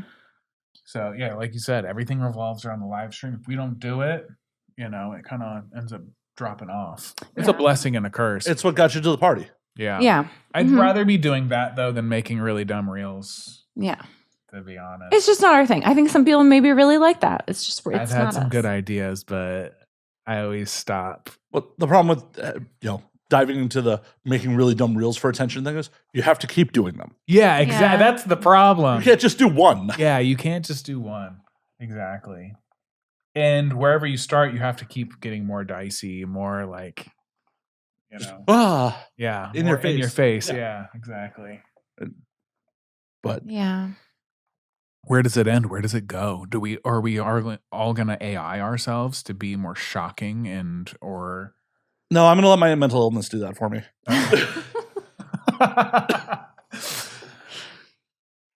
Why let a computer do what biology's already doing for me? But once all the reels are saturated, which they have been, I think it is 3 already. months ago, Yeah. 6 months ago, that really hit because for a while that was the way to get Mm-hmm. a lot more followers. When Instagram really doubled down, they did two things simultaneously. They started boosting started pushing their shorts more, their reels. And they also started allowing a little more nudity. Remember, Instagram used to be super strict. And when they did both of those simultaneously, suddenly like Instagram was a gold mine and everyone was making these reels, but that's gone. I still get some shit that hits, but I also end up rage baiting people. I end up rage baiting incels a lot. The most recent clip I had that did, a couple million views was just someone talking about how they fucked up their first day on set by swallowing instead of, getting the pop shot. Oh. And there's the whole string of comments like, oh, baby, you didn't fuck up. Like, no, you did. It's a production. It's a film, yeah. Yeah. Someone told you to do something. You had a line, and yeah. You weren't supposed to swallow the load. Oh my God. And the other one being like, oh, just a negative connotation about sex work in general. But like, hey, those people are engagement. Yeah. Yeah. Yeah. Bad press is still press. Oh, 100%. I live on that. I live in that world. All right. I also wade into my comment section and fight with people. So Nice. because I don't care. Nice. Because you said you lived on the internet. So. Yeah. I've been on You're amongst your people. I've lived in the internet since the days where it was just text. Yeah. Wow. I'm old. That kind of makes you a special person in a lot of ways, though. I was just talking about Jill. It's how important it is, like in the age of AI, like everything that's been written before 2020 suddenly is more important because AI is being trained on all that. Yep.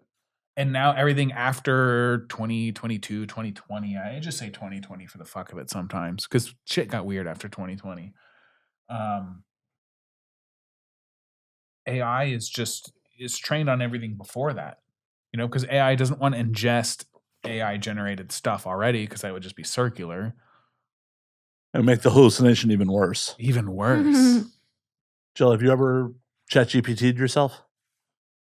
Not really. He does it all the time. So No. Yourself. Like your identity. Oh no. Why not? I grokked us. What did Grok have to say about you guys? Oh yeah. Grok was pretty generous. They was on point. It was just like Jack and Jill is this. They started around this time. This is the kind of stuff they do. It wasn't like particularly complimentary. It just was matter of fact. ChatGPT was like, I'm afraid I can't talk about those people. Really? Yeah. I'm afraid those people are adult in nature. And it gave me this spiel about. Oh, that should be some merch. Too spicy for ChatGPT. Yeah. So ChatGPT, that's why I use Grok more often, which I've been, and this has happened in probably the last month. I've used AI quite a bit over the last couple of years, but really in the last month, when I'm up at night after she passes out, I'm on it, man. It's been making web pages for me. It's been writing PHP for me. It's been doing HTML. It's been helping me plan what I'm going to do when I quit. You just have to find a way to frame it. So AI's been stealing him away from you at night. Apparently, but I like what I'm hearing in the morning, like when we recap together and we like do our thing in the morning and have that like recap, and I'm like, okay, so it sounds like he's being productive. Yeah. I have the conversation to prove it. Okay. But I also have to ChatGPT write that conversation for, or Grok. Transcribe this for my wife, please. Grok, what did I do tonight? But there has to be a balance because sometimes I'll be like, did you edit the rest of that video? I don't like editing anymore.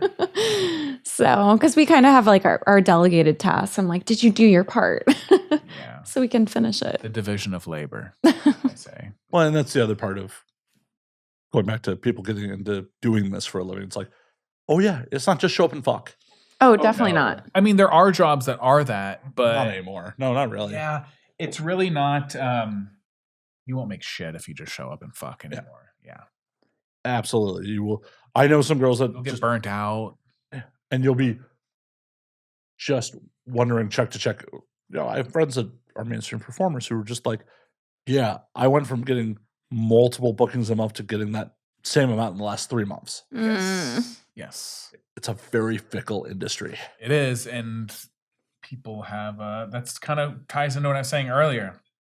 The it people, you got a couple years where people really fucking love you, and then after that you gotta innovate or start doing weird stuff, or you gotta do something. You know, you gotta market. Our thing has been innovating. You know, like I started filming all of our scenes in VR, and I have like over 200 VR videos, which is like 360 or 180? 180. Okay. I'd started with 360, but 180 is where it's at. Yeah, those are the options, you know, innovate, market, or just become a bigger slut. I don't know. Yeah. Occasionally we'll do something that we don't normally do or something like that, like make a video that we don't really normally stick do. to our guns, but we don't do that too often. Yeah. We could do more, but we don't want We could to. do more, yeah. So we don't. It's a marathon, not a sprint. Exactly. Yeah, for us it is. For us, it's Well, no, if you want to have longevity, it has to be. Yeah. yeah.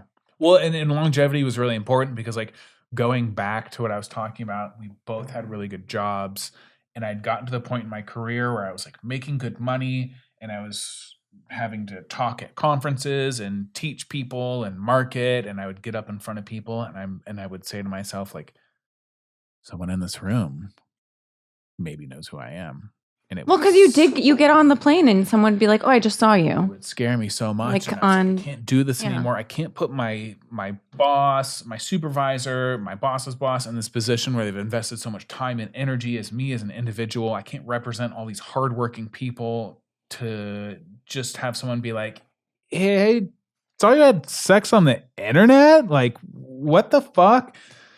It's too embarrassing for me. So when we thought about changing gears, I thought to myself, when we're done with this, like, there's two options, you know, like, we're going to make enough money to retire, or we're going to make our own business and do what we want on our terms, producing or making whatever we want, not necessarily an adult. Aren't you doing that now? Aren't you already? Yeah, but I'm saying outside of adult, you know, eventually. Like, what would that look like? Existential question.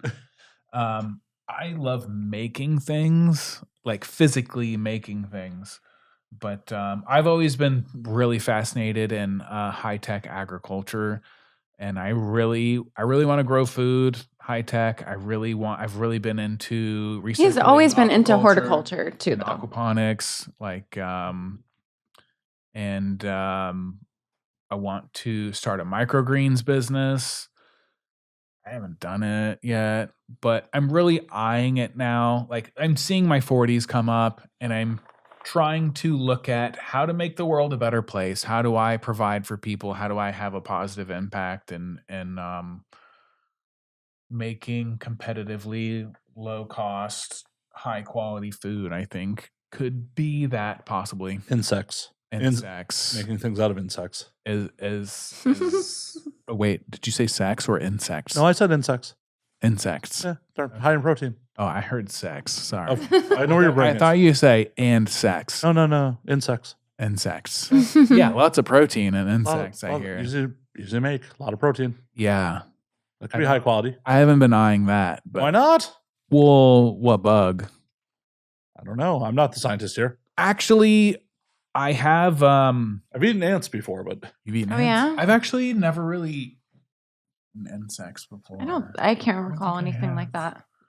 I've looked at mosquito larvae being an input as fish food because they're super easy to grow with, like, algae and mosquito eggs. You can get so much. Mosquitoes come from everywhere. No, exactly. Yeah. So they're a really easy input, and vinegar worms. Yeah. Interesting. Yeah. Sorry, I got weird. Oh. No, that's good. I like that you're passionate about it. That's good. I don't know if I'd say passionate. It may be like desperate to find a way to make other money. You are. Why are you desperate to make other money? Why? Just because you think this is going to dry up eventually?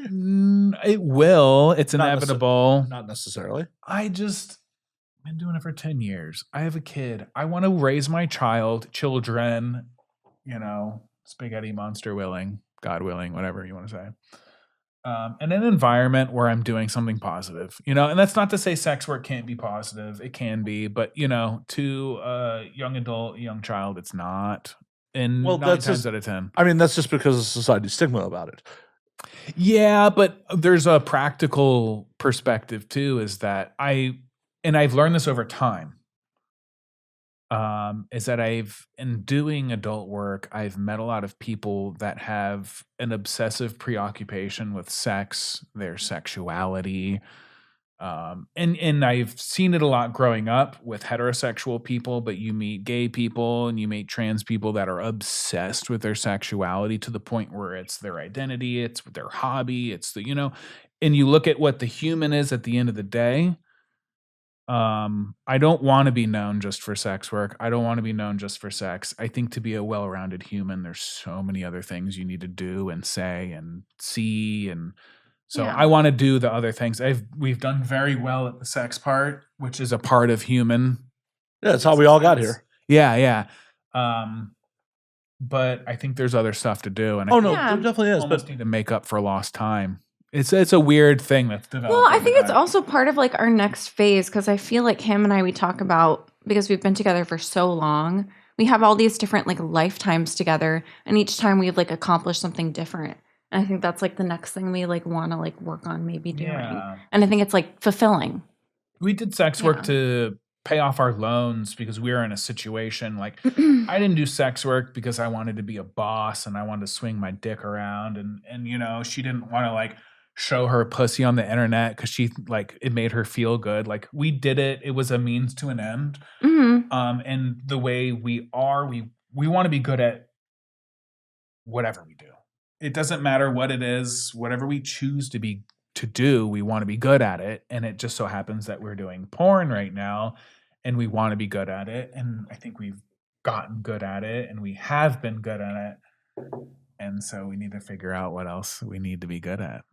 And I think it's exciting. Yeah. It used to be scary, and it is kind of scary sometimes, but I'm to the point now where I'm excited. Yeah, and I think things have just changed a lot for us. Like when we first started, we worked with like true amateurs. Like OnlyFans didn't exist. Yeah. Like we would really find people that were like, "What's camming? I've never heard of that." People would be excited to webcam. Yeah, I would get someone on, and they would be like, we would genuinely have like an experience with someone that was like, "I've never done this. I don't know much about this." They would get tipped, and they'd be like, "Holy shit!" Yeah, and it was like it was really fun, and it not to say it's not fun to work with people that are mainstream, but that's like more of what is a lot of the performers nowadays. They're just exposed to a lot of things, and they're all on OF, and we don't have that same amateur feel that we used to have. Adult work is so ingrained in our culture now. It's hard to find people that are excited about it now. And it's like it's just another day at the office kind of. Yeah, it's a different feeling, and we pick up on it. And it's not that the shoot isn't still good. It is still good. It's just different. It's less organic. Yeah, that's a part of it for sure. And it's also just like the excitement. We used to really feel like we were giving someone an experience and that they were doing something novel. Mm-hmm. Mm-hmm. And that was really exciting for us. It felt like an honor, really. Mm-hmm. Yeah. It's like a lot of trust. Yeah. It just sounds like you need to make it really weird. You're really trusting my fist in your butt right now. Oh, I wasn't thinking like that. I was thinking like Nickelodeon slime. Just stand right here. I need to stick a tube on my dick and just. Oh my gosh. It's been done. I'm not innovating. This is why I do this, not that. Yeah. I'm obviously not an innovator. I don't know. I just think we're kind of ready for something like new. It's okay to, yeah. How soon are you guys looking to make an exit? I think we're not ready yet. We're not ready yet. No. I think we're at the last quarter to third of our serious career. So we work at a particular rate, and for that rate we usually do 2 shoots a week is kind of the most we're willing to work. 3, No, we should do more. 2 to 3 times a week. We're not willing to work beyond that because we've realized that if you have sex more than that with people, it starts to make, at least us, it starts to make us not feel good about ourselves.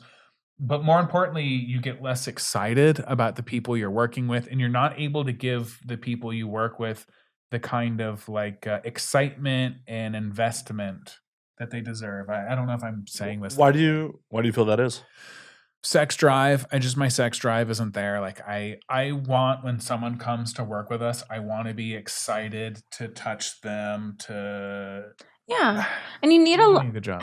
I think like being live too. I think it's I've never done mainstream, but being live, it's like giving a presentation, right? And you're performing, and it's just so much energy. And I think we want to be able to like give that as much as we can to the audience, and for it to feel that way. Well, there's definitely a lot more pressure than being on a set. Like, Yeah. the only people that are pressuring you on a set is the crew wanting to go home. Yeah, for sure. Versus a live stream, like if you make a mistake, you slip out, someone falls. That's there. Versus that happens on a set. Fuck, we just do another take. Yeah. We reset. We do another take.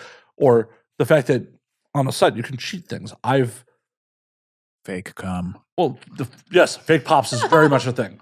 I've only done a couple of mainstream scenes in my life, and they used fake cum both times. And I looked at the producer, and I was like, "Did I not come enough?" And he goes, "Oh no, we do this every time." Well, that's not a production I've ever worked for. God damn it, I didn't come enough. But it's also just silly things like one stands out to me. I was working as a PA, and it was an oil scene, and the male talent literally was slipping out of his partner. I had to stand slightly out of frame and like let him brace against me. Yeah. While he was banging to get the shot. Yeah. You can't do that in a live stream. No, you can't. That's part of the excitement, and it's part of the terrible part of it. I mean, I think people really like it because all the time when we do like offline shoots, that's what we call like our non-live shoots, they're like, "Where's like the extra footage?" They're like, "Where's like the other stuff?" It's been cut. Because they get to see all of it when we're live streaming. Yeah. And because our set's live, there's a lot of like redundancy. So I've got a lot of different cameras because you don't have the time to set up a light and a camera. So hard, run off over here. So I've got a few different cameras in a few different places. So my set looks a little bit different. Mm-hmm. Yeah. Yeah. And it's for good reason. Yeah. You need to. Yeah. But I buy a camera once a year, I think. So been doing this 10 years. Got a lot of cameras. Yeah. You just shooting Sony or? I have a Sony for my 2D stuff. I've got a Red for my VR, and I've got a V-Raptor for my 3D, and I also have a Canon R5C for my VR. But shooting Sony for all my 2D stuff. Try to keep it in the family so I can, all my lenses agree with each other, you know? Oh, E-mount's amazing. Yeah, E-mount's great. There's so many lens choices. So I keep it. I've got an FX3, A7S3, 7. Yeah, once Canon moved to mirrorless and like EF mount was not as readily available, it's like E-mount is in the mirrorless world is just so readily available. Yeah, and so that's why I stuck with Sony for 2D stuff. And they've got like good cameras. Oh yeah, no, we are shooting this on a Sony right now. Yeah. I was formerly a Canon shooter and moved to Sony. So really, okay, that must have been painful. I was a Canon shooter. I had 2 Canon bodies and like 4 lenses. Like, okay, it wasn't like a ton of stuff. And then it still does hurt for a few months. Oh, my Canon is still my webcam. Like, okay, my Canon is permanently mounted. Well, not permanently mounted, but is mounted to a desk mount. It doesn't leave that. Yeah, spot. It's plugged into a cam link and does not leave that spot. There is a wide lens on it, and just I also have a green screen permanently set up in my bedroom. So I love green screens. Or used to. They're underrated. All right, we might bring it back. Used enough these days. Oh, they should be used more. Yeah, it allows you to just do whatever weird creative things you want to do. Yeah, we have done some. We had a 1-bedroom apartment. We started in San Francisco, so we lived in a tiny fucking space.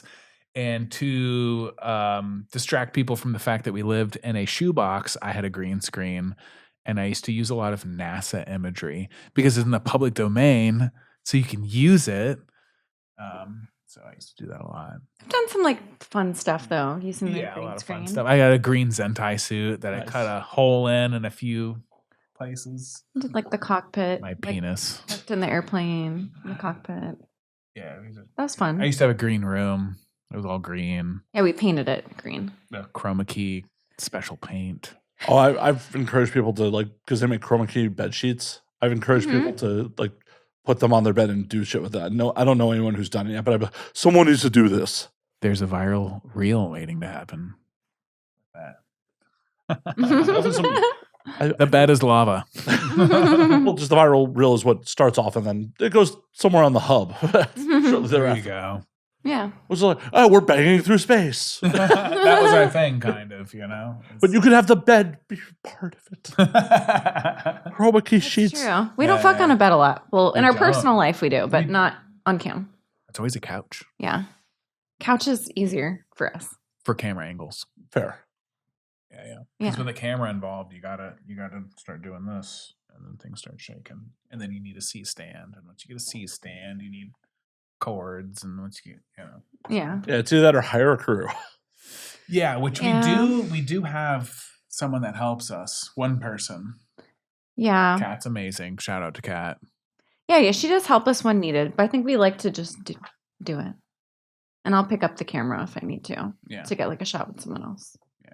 And then we'll try to like show the person what to do. Well, because we shoot in VR too, it's like we kind of need someone else sometimes. I know. We But do. then people in VR see her sometimes because she's out of the 2D shot, but in the 3D shot. Yeah, and then they're like, "Who's that? Are you Yeah. gonna fuck that person?" And we're like, "No, no. we don't fuck her." Why don't you fuck her? That's what people well, say. we used to have a camera woman that we did work with, and it just made things Because Kat doesn't want to fuck us. And Kat doesn't want to fuck us. Sorry, That's the most important reason. Kat does not want to fuck us. She doesn't do that stuff, you know? Yeah, Well, yeah. maybe she wants to fuck you off camera. Have you asked? No. We have not asked her. Well, Master. as an employer and employee relations, that might be frowned upon. I'm not your HR department, but It might be frowned upon. Like- Sorry, Kat.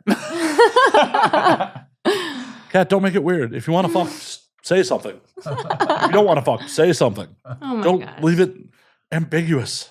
Let the world know. Well, most importantly, let them know. You can find the video on Jill's OnlyFans. No, I'm just kidding. I'm sorry. You can find the video with our previous on our. The reason why on we our made that website. policy, like we really want to find someone that wasn't particularly interested in doing adult work that wanted to like stay on the professional side is because we did hire a camera woman and Yeah. she did end up shooting a scene with us. And once we shot that scene and she came back to do work with us just as a camera person, business as usual, the crowd, the live audience would Oh my not gosh. leave her alone. And it was giving her a lot of anxiety, and it eventually just destroyed her role in like the Jack and Jill space. And the guest is really supposed to be the focus of our shows, so like We it's always kind say, of like, rude, you know? If you're watching our show and we have someone with us, like please don't talk about anyone else. Like it's we compare it to being on a date with someone and talking about your ex or talking about someone that's not there. Like this person on our show deserves our undivided attention. They deserve to have like, you know, all the plugs, all the, you know, everything, folks. And when everyone's asking about the camera person, when we have someone on our set that we're supposed to give attention to, it makes everyone uncomfortable. Well, yeah, Yeah. it definitely makes the person who's co-starring with you feel unsexy. Like, Yeah. It does. Or like not good enough. And I've Yeah. seen it happen in real time. And that was actually the thing that made us say, okay, the next person we hire as like production assistants, which she does way more than PA stuff for us. Yeah. That's just off the table. well, you could have put the first girl in a gimp suit.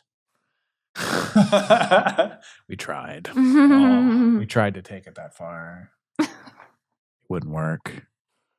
Yeah. It wasn't a good idea. Like, this is our new camera person. Oh my god. It is a good ruse to get money, actually. We could have done it. Yeah, maybe. But Maybe. It's a little disingenuous when you like know you're not going to do it, but then there's someone there and, you know, Yeah. it crossed our mind. Yeah, we've thought about it, but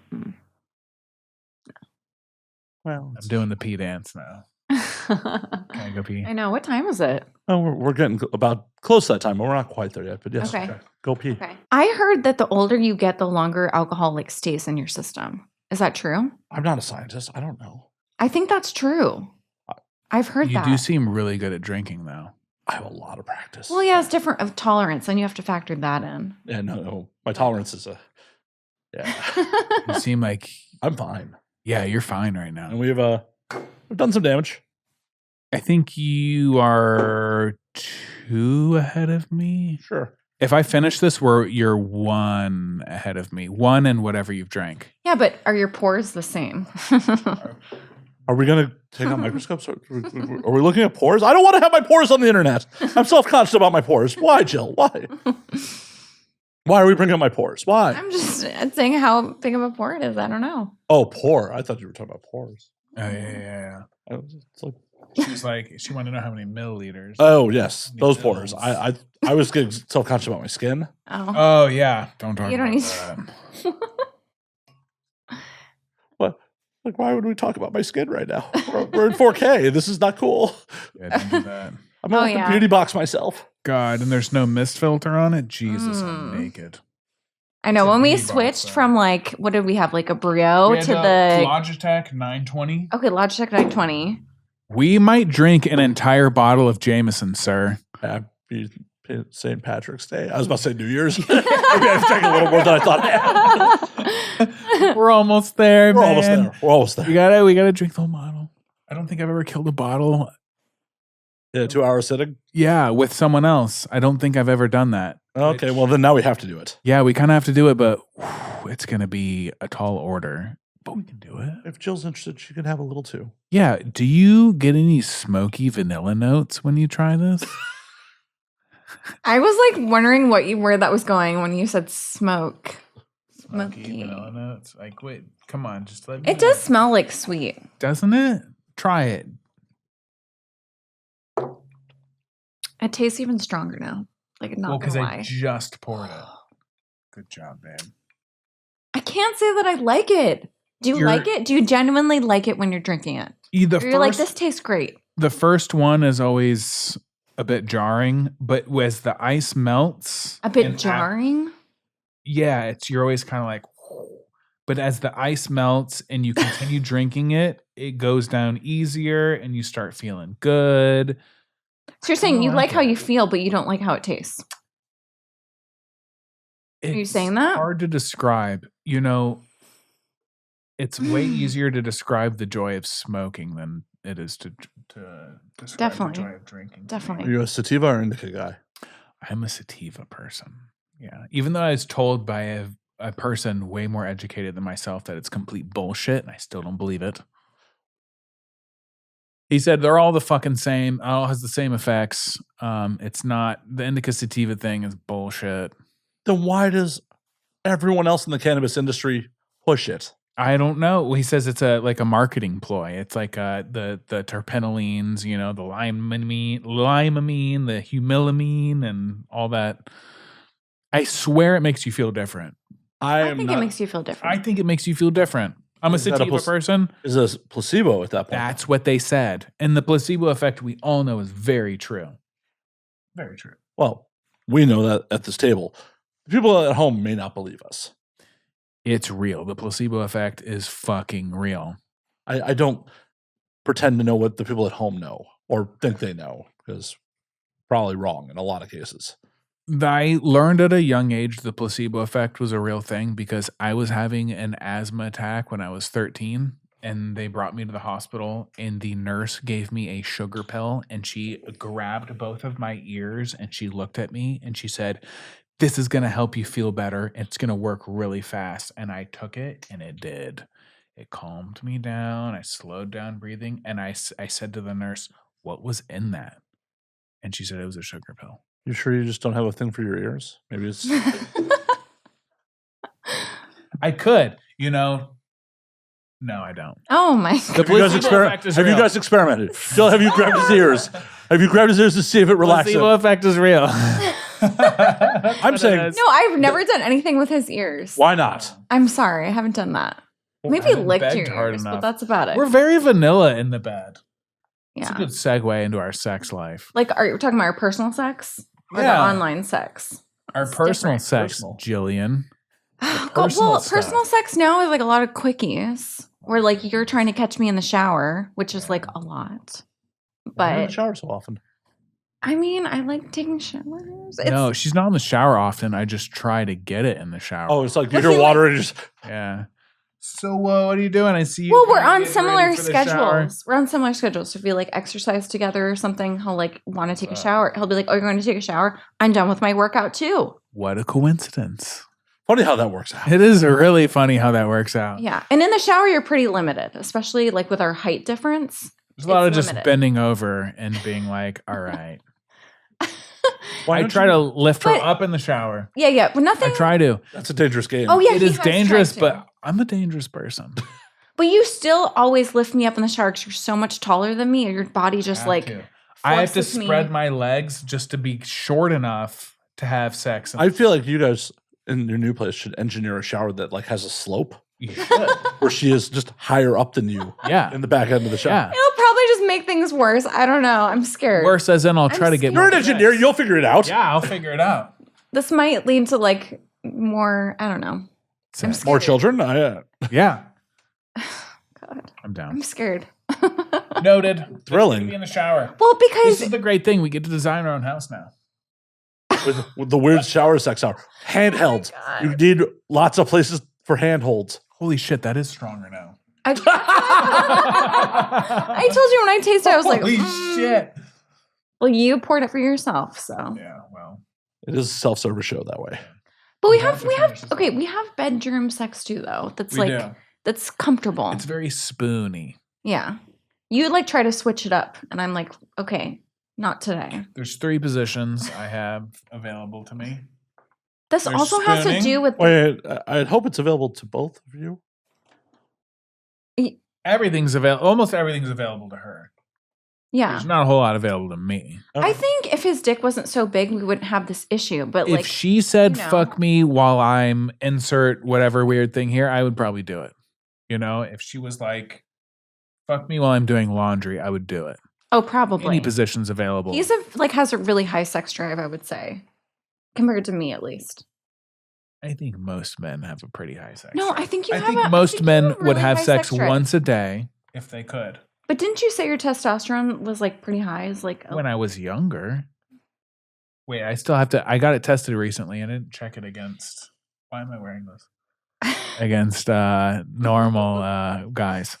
Because I'm 37 now, and it starts after 30. I'm pretty sure it goes down. It definitely does. Yeah, it definitely does. I'm still really fucking horny though. For my wife, I will add specifically.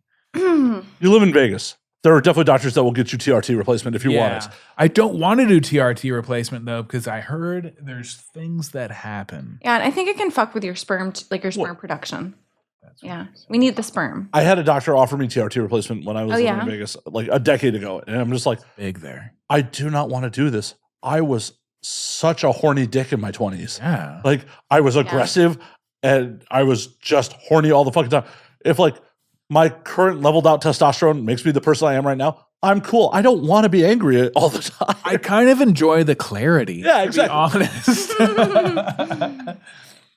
It's like you want to put me at elevated TRT levels? Like, no, I Like getting rid of the extra body fat and like being able to build muscle. I mean, that would be having great. more energy. I would Like do- that would be nice. But Oh, like, yeah, I I'm heard tired it all like the time, really. yes. But I think it's like once you start taking it, you have to continue. yeah. oh yeah, no, Yeah. no. yeah. So it's kind of a Oh no, medicine doesn't sell cures anymore. They sell treatments. Yeah. Right, So yeah. exactly. yeah. Yeah. There's no money in cures. Yeah. You don't there's need no- any testosterone. We're good. We're good. Are we though? We're good. I don't know. Part of me would be like, if I got TR2, would I be able to like shoot a load like I shot in my 20s? Like, because I could fire one over my shoulder if I was. That's very talented. That's what I It was do. it was accidental. It was like, oh god. I have a big wiener, but I can't shoot loads like that. You know? Oh, I haven't 20 plus years. Like, Oh, okay.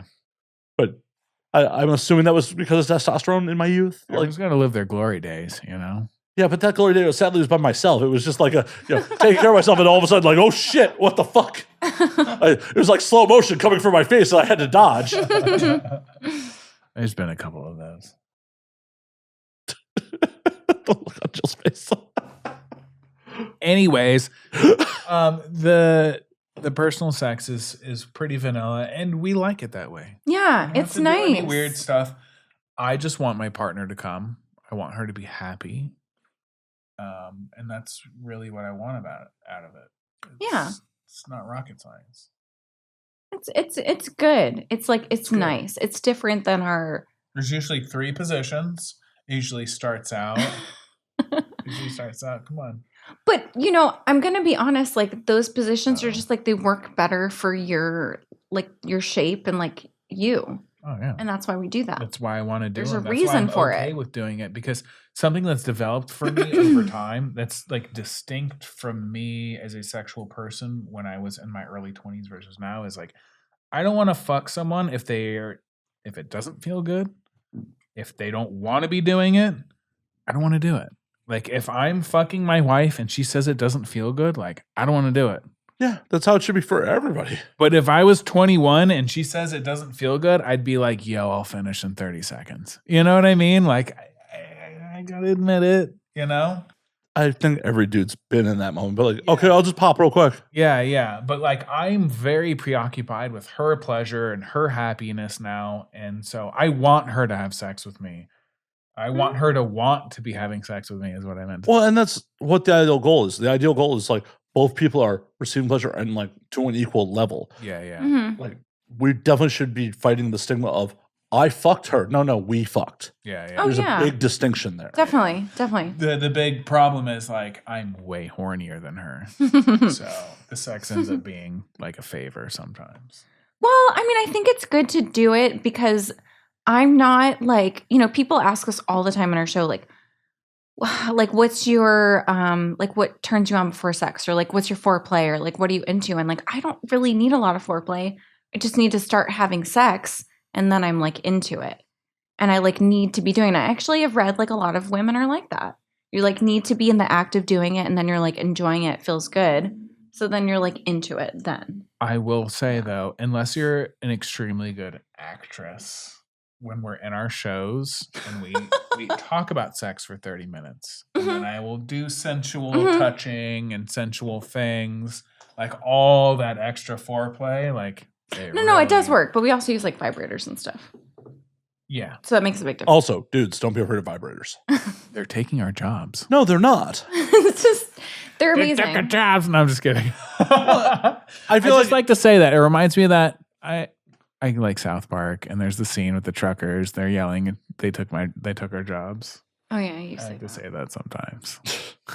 But like most women can come multiple times, so it shouldn't really Vibrators matter. are your friend, fellas. Yeah, Well, I'm not. It's just working to your advantage because then the person's like, no, ready for to sure. go. It's just like, you can screw in a nail with a screwdriver, or you could do it with a power drill. Right. Yeah. 2 seconds. Bzzz. Right.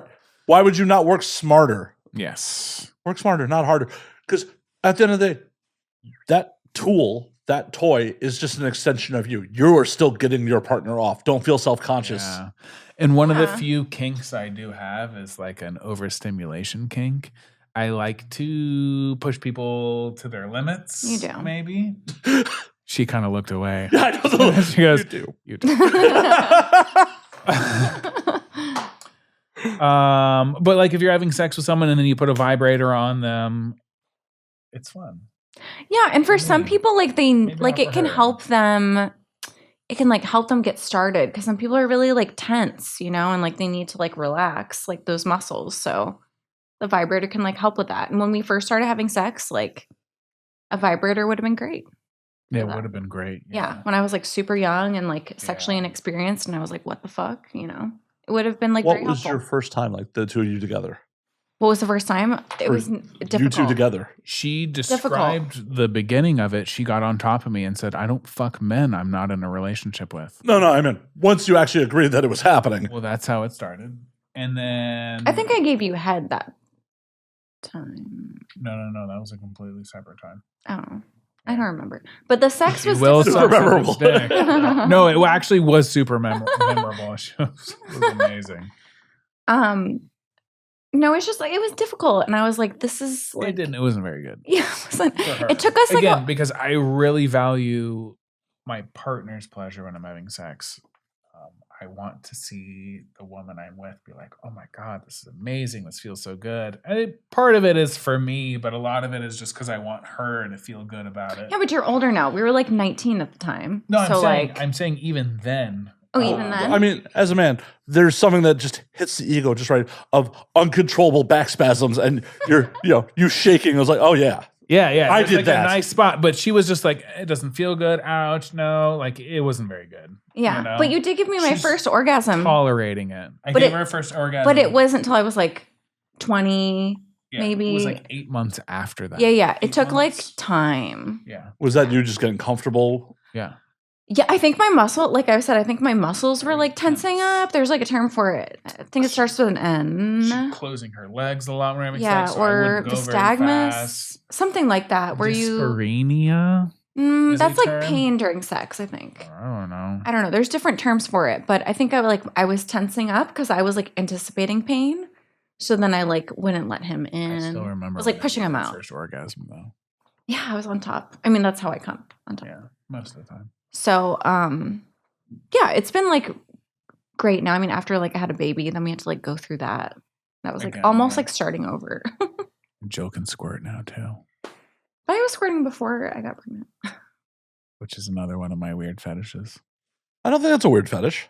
Is weirdish. No. No? Oh, I mean, Thanks, dude. I don't Why- think. I like I squirting. I I've like fucked Well, someone with a strap I'm not on. weird. No, I don't think that's weird at all. It's like it's like the spasms and all that. So like, I caused that. Yeah. Yeah, like I because did that. when we come, there is a fluid. Yeah. Yeah, it's like, oh, in my mind, like, oh, I did that for you. Like, Wait. When I come, are you like, yeah, I did that? What? Is there any of that? do you feel proud when you make him come? Oh, when he comes? Yeah. Yeah. I mean, I like giving more than receiving. So, yeah, I like the feedback. I like verbal encouragers. I don't like cum isn't that important to me, but like having someone achieve an orgasm, I'm like, great. Like that's what I want. But like seeing the cum like is good. It's like evidence that it's happening, right? Wow. But like to How me, scientific. sorry, It's evidence that he is. We have proven that he has come. He's not lying. my love language is words of affirmation. So like you telling me like it feels good, that's good enough for me. But yeah, coming is obviously good. But like I think if people put too much pressure on like the orgasm or like coming, it's I don't try to focus on that. And there is a lot of pressure there. I'm like, I've told this story too many times. Sorry, audience. But I haven't heard it. Oh, I know. I'm going to. I was just prefacing to my poor audience who has heard this. Like, I've been involved with people who were like, they did not feel they had done their job until I came. I was hooking up with this girl for a while who literally wouldn't leave my apartment until I came. Oh, And yeah. and She's a keeper. no, she is not. She is definitely not. Okay. Does she feel that way about other men? I don't know. Okay. But either way, Sorry. she's not a keeper because she's a horrible tipper. Oh. That's a deal breaker. It is. Like, took her out to a bar where I'm friendly with the staff and they comped us a bunch of drinks and then she still tipped like shit on her end of the tab. Oh, yeah. They worked in service industry a lot. Red flag. Yeah, it's just like they hooked it up. Like in my mind, if you're comping me drinks, He's a good dude if that's his. oh yeah, no, She did this. It was terrible. She didn't tip well. sorry. As an older dude, like as a young dude, it's like, oh, you're hot. That's pretty much the qualifier. Yeah. As an older dude, it's like, oh no. Yeah. I'll have an orgasm with you. Cool. That's fine. But if we're gonna actually spend real time together, there's a lot of things that I will disqualify you on. Like I won't date a vegetarian. Yeah. That would be very difficult with me. And Yeah. it's one of those things where like in LA, that's not an issue. But international travel is one of my passions. Mm-hmm. And there are so many times where I'm traveling abroad where I don't really know what the fuck I'm eating. Yeah. Hmm. And Okay. having to deal with your dietary restrictions when we don't speak the language, when we do like, and you're going to make a deal about like, Yeah. oh, we're in this other country. No, I can't do like. I'm fuck just that. like, fuck it. Just put it in your mouth. Right. Give it a shot. And if. Wow. Yeah. Okay. We'll see. There's Interesting. a lot of that. She's not a vegetarian. I'm not a That's why we vegetarian. kinda looked at each other and we're like, but like adult picky eater But sometimes. she's like, if there's mayonnaise on it. Oh no, in the States, I hate mayo. I fucking hate mayo. Like I will send that shit back. I don't want fucking mayo on But it. you'll eat horse meat? I have. That's what I'm Oh, saying. damn. I had horse sashimi when I was in Japan last time. That's why I bring it Ooh. up, because they'll just give it to you and you'll just say, Oh no, I this? specifically ordered it. Oh, well, I tried to eat it in Iceland and she was like, I'll never talk to you again if you eat this. But I grew up riding horses, so it felt. Well, it's just they're using all of it. No, I understand. It makes sense because of how cold it is there, and I understand like why they eat the horse meat. Yeah. In some cultures, they used to ferment the horse milk and make booze out of it. Well, it's just one of those things where, especially when I'm traveling abroad, it's like it wouldn't be on the menu if people weren't buying it. Yeah. That's in the States. Yes, I will be picky about shit. Like I hate mayo. Don't give me aioli. Don't give me fucking fancy mayonnaise. Fuck that. Eat aioli. I'll eat anything though. Yeah. I'm He's like uncultured. not picky, not picky. Yeah. No, when I get abroad, The worst. I will try fucking weird. I had horse sashimi when I was in Japan. How is it? A little greasy, but otherwise not Oh, bad. greasy? Hmm. Okay. That's not bad. I like greasy fish. I like mackerel and stuff. You do like mackerel. It's greasy. Yeah. It was a little greasy, but I'm bummed I didn't try whale when I was there. Ooh, yeah. She wouldn't talk to me if I ate whale. Well, because we went on the whale tour. Remember? Yeah. We saw the little. What kind of whales were they? The right whales, and we saw a couple sperm No, whales. it had like a different name. Right whale. No. Wrong whale? Sperm whale. No, it was a little whale. Oh, humpback whale. No, it was a little whale. It had a name. I can't remember right now. Oh, yeah. I remember what you're talking about. But I don't No, it was the remember little the name. whale. There's been so many places where I literally just pointing at things like that. Sure. Yeah. We're meant to try things. Like when people ask you what the purpose of life is, to just experience as many things as possible, and food is one. I know you of do them. make me try food things. You have to try foods. You got to drink But things. You got to eat. when I travel with things. someone, I don't want to have to make them try it. Yeah, I want to just be like, let's do the thing. let's do the Okay. thing. So now people know out there what's required if What's they're going it? to travel with you. Oh, they do. Oh, Yeah. and drinking. You Eat the just have weird to understand stuff. that we're gonna get Eat and drink the. yeah, Weird we're gonna eat stuff. weird shit and we'll get wildly drunk most nights. Nice. Wait, so where do you want to go? Because Jill and I, we're thinking about having a second child, and we are going to live before that- abroad somewhere for 1 to 3 months. Yeah. Any recommendations? What kind of lifestyle do you want? It's got to be kind of we don't not want, too much crime. We don't want recommendations. Oh, we no? just want to know what you would do. Okay. I don't Well, give a fuck. I don't have a family. I don't have anyone to be responsible for I me. don't I give would a make different fuck. choices. Right now, we want to know about you. You don't give a fuck about my family. Tell me where you would want Wow, to go. that's an assumption. That's an wow. Wow. Like, what kind of heartless monster do you think I am? I don't give a fuck about your family. Wow. Jill and I really want to. Way to try dodge, Jack. Jill and I really enjoy going places where the language barrier does not exist. Because a lot of times when I travel with Jill, it falls on me to navigate the. But that's half the adventure. Like, because if you're going to only English speaking countries, that it gives you the UK, Australia. New Zealand. We went to New Zealand. It's New Zealand was awesome. Have you been? No, I've only been to gotta go. Australia. can go. Oh, New we Zealand's haven't been to Australia. awesome. We loved it. Sydney was a good time. Yeah. I didn't think it was different enough from the States for me to be like, Are Oh. Australians like American rednecks? And they oh, no. Australian women like American dudes. Like, girls were just buying me shots when I was out. It was, Aw. We're going to Australia. I'm just kidding. and Australian women are beautiful. I had, They are. They are. What the fuck? They're all agree. tan and I mean, it's a lot of running from your life from animals. I'm assuming that's what keeps you in shape. yeah. Well, we really want to travel to Europe. So we were thinking about the UK. We were thinking about Prague. I've heard Budapest is a very beautiful place, has a thriving adult culture. Well, yeah, both Prague and Budapest have a lot of stuff going on. So from a work life perspective, if we're going to stay a month somewhere and still be able to squeak something out, I mean, you can definitely squeeze something out. Nowhere where you are in Europe it's all less travel time than being in the States. Yeah. That's yeah. true. Yeah. Looking at the map and seeing the size. It's just wild. Like, when I was there in 2017, we went to Amsterdam, Finland, and Germany, and it's just like I didn't have more than an hour and a half flight to any of those places. Wild. Oh, nice. Fucking wild to me. It's just like, oh, hey, I'm going to go from Amsterdam to Munich That's for insane. Oktoberfest. Oh, it's an hour flight. Sure. When I visit my family, it's like it's a whole day. Yeah, Yeah, right. America's bigger than Europe.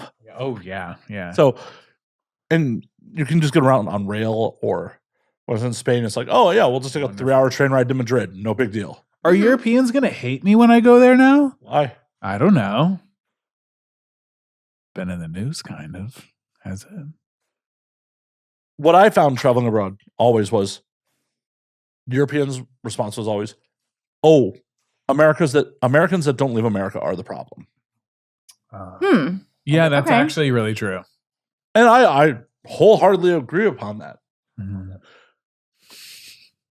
We got him drunk. Oh, I'm definitely. We killed a bottle of Jameson. We killed him on it. We didn't yet, but God, we're like, I am a human being. you're my. I am your daughter running at the end of a marathon, and we're finishing it together. No, I'm just kidding. Wow. Except this is real. Yeah, except this is real. We're almost done. We are almost there. Like, I literally haven't called the show because we haven't killed the bottle yet. Yeah. We're about that time. But every European I've ever talked to is just like, no, the Americans who don't leave are the problem. And I agree with that. The biggest problem with America, one of the biggest problems with America, is not enough Americans go to other places and see how other people Okay. live. Oh Yes. my God, so Yeah. true. We should send their ass to the Philippines and show them they need to be thankful. Or South America. Or South America. Yeah, that's a good one too. Yeah. Or maybe even Africa. Depends on where you are in Africa. Cape Town's pretty posh. Yeah. Hmm. Okay. Cape Town's a wild. Cape Town's a wild place. I've never been, even on that continent. I've only been to South Africa. Okay. Okay. But so we'll go to Central or South America and tell someone you're American. They will look at you funny. Oh, when I was in Colombia, literally the cab drivers were like, I love that you are here because it means we've improved on the world stage that Americans feel it's safe to travel here as tourists. Well, yeah. Wow. Yeah. It's true. And now it used to be Venezuela was the safe place to go and Colombia was the dangerous place, and Well, it's kind of swapped. when you go to Colombia, you can definitely tell that they've seen some shit in recent history. Yeah. Just That how builds character, though. well. Actually, a lot of good people in the adult industry live in Colombia. Yeah. There's a Oh. lot of chatterbait models. No, it's one of the biggest cam communities. And honestly, when I was there in Yeah. 2018, the first thought I had is, why are there not more cam houses here? Yeah. Because the average, when I was there in 2018, the average income was $300 US a month. Hmm. And just stunning Colombian women everywhere. And Yeah. prostitution's legal there. And I'm just Okay. like, why would you work a brothel for $15 for 15 minutes US, or get on a fucking cam and make insane money and not have to actually do full service sex work? Matt, have you ever been to a brothel? Oh yeah, I went to a brothel twice in Colombia.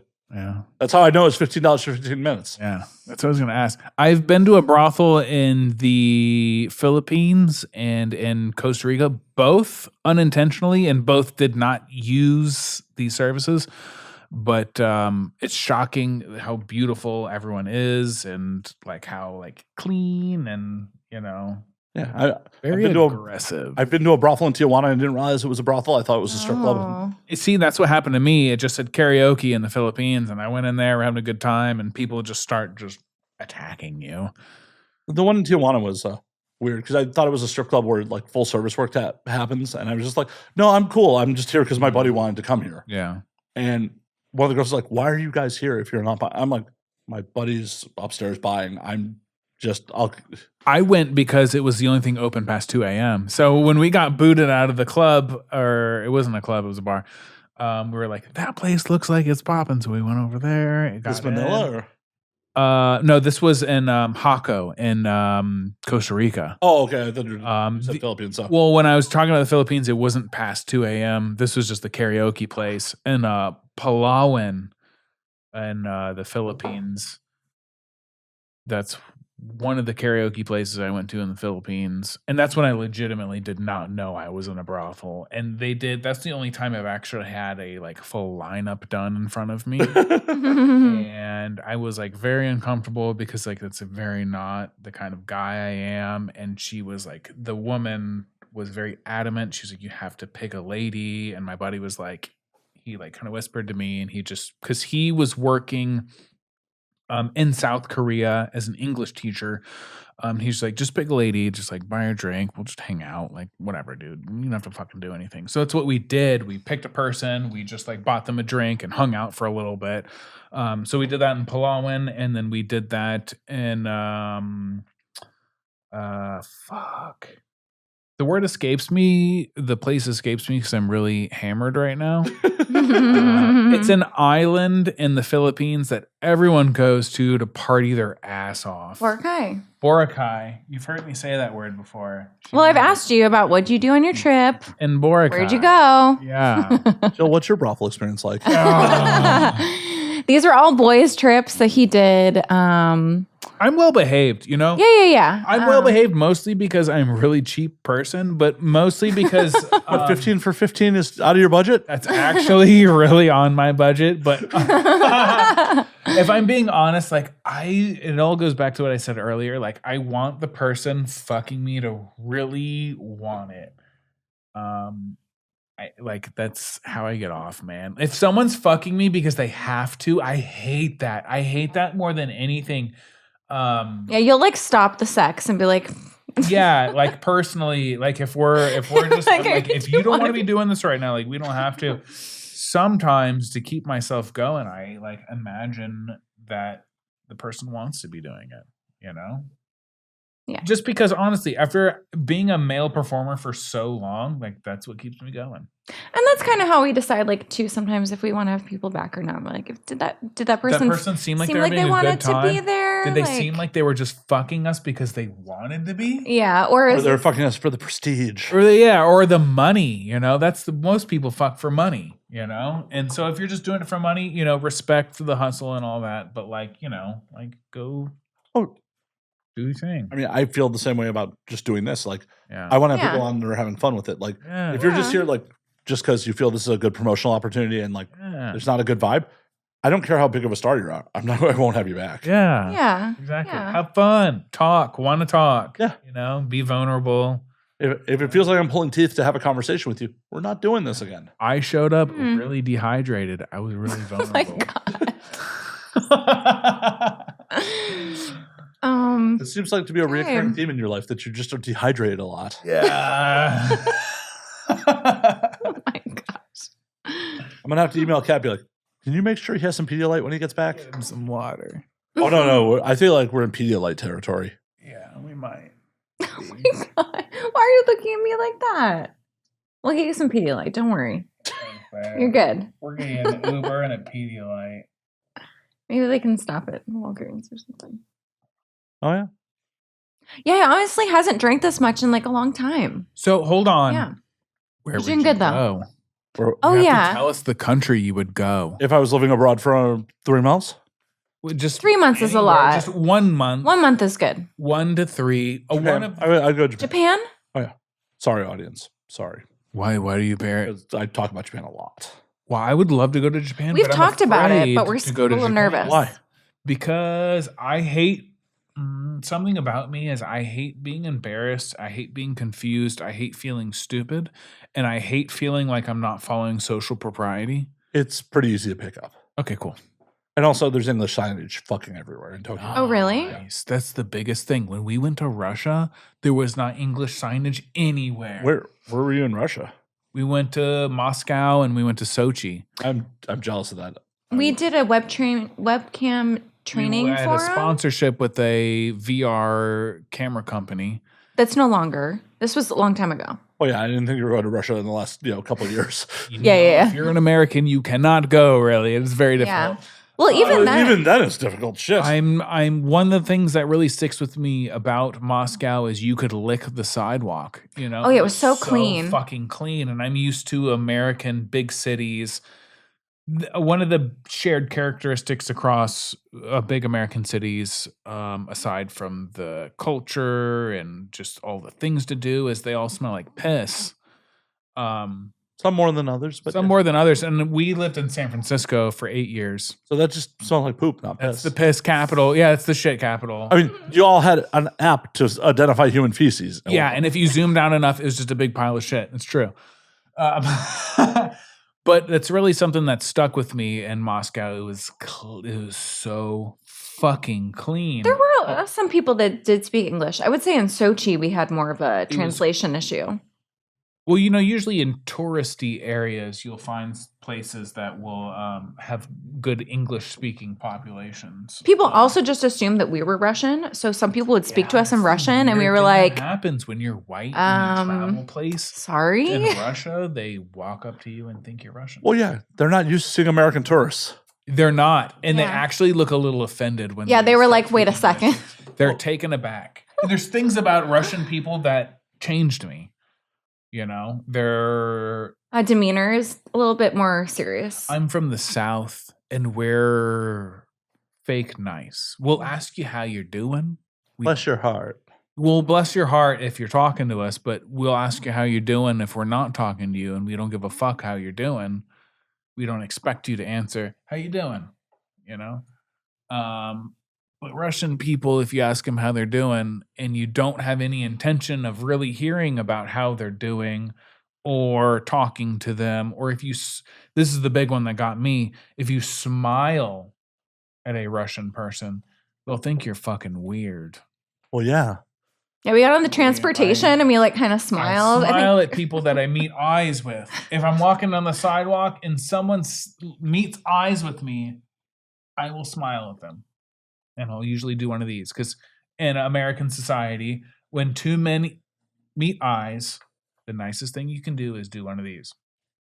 Yeah, to Just kind of do a little acknowledge, yeah. Yeah, you acknowledge your existence. But in Russia, when you do that, it's fucking weird.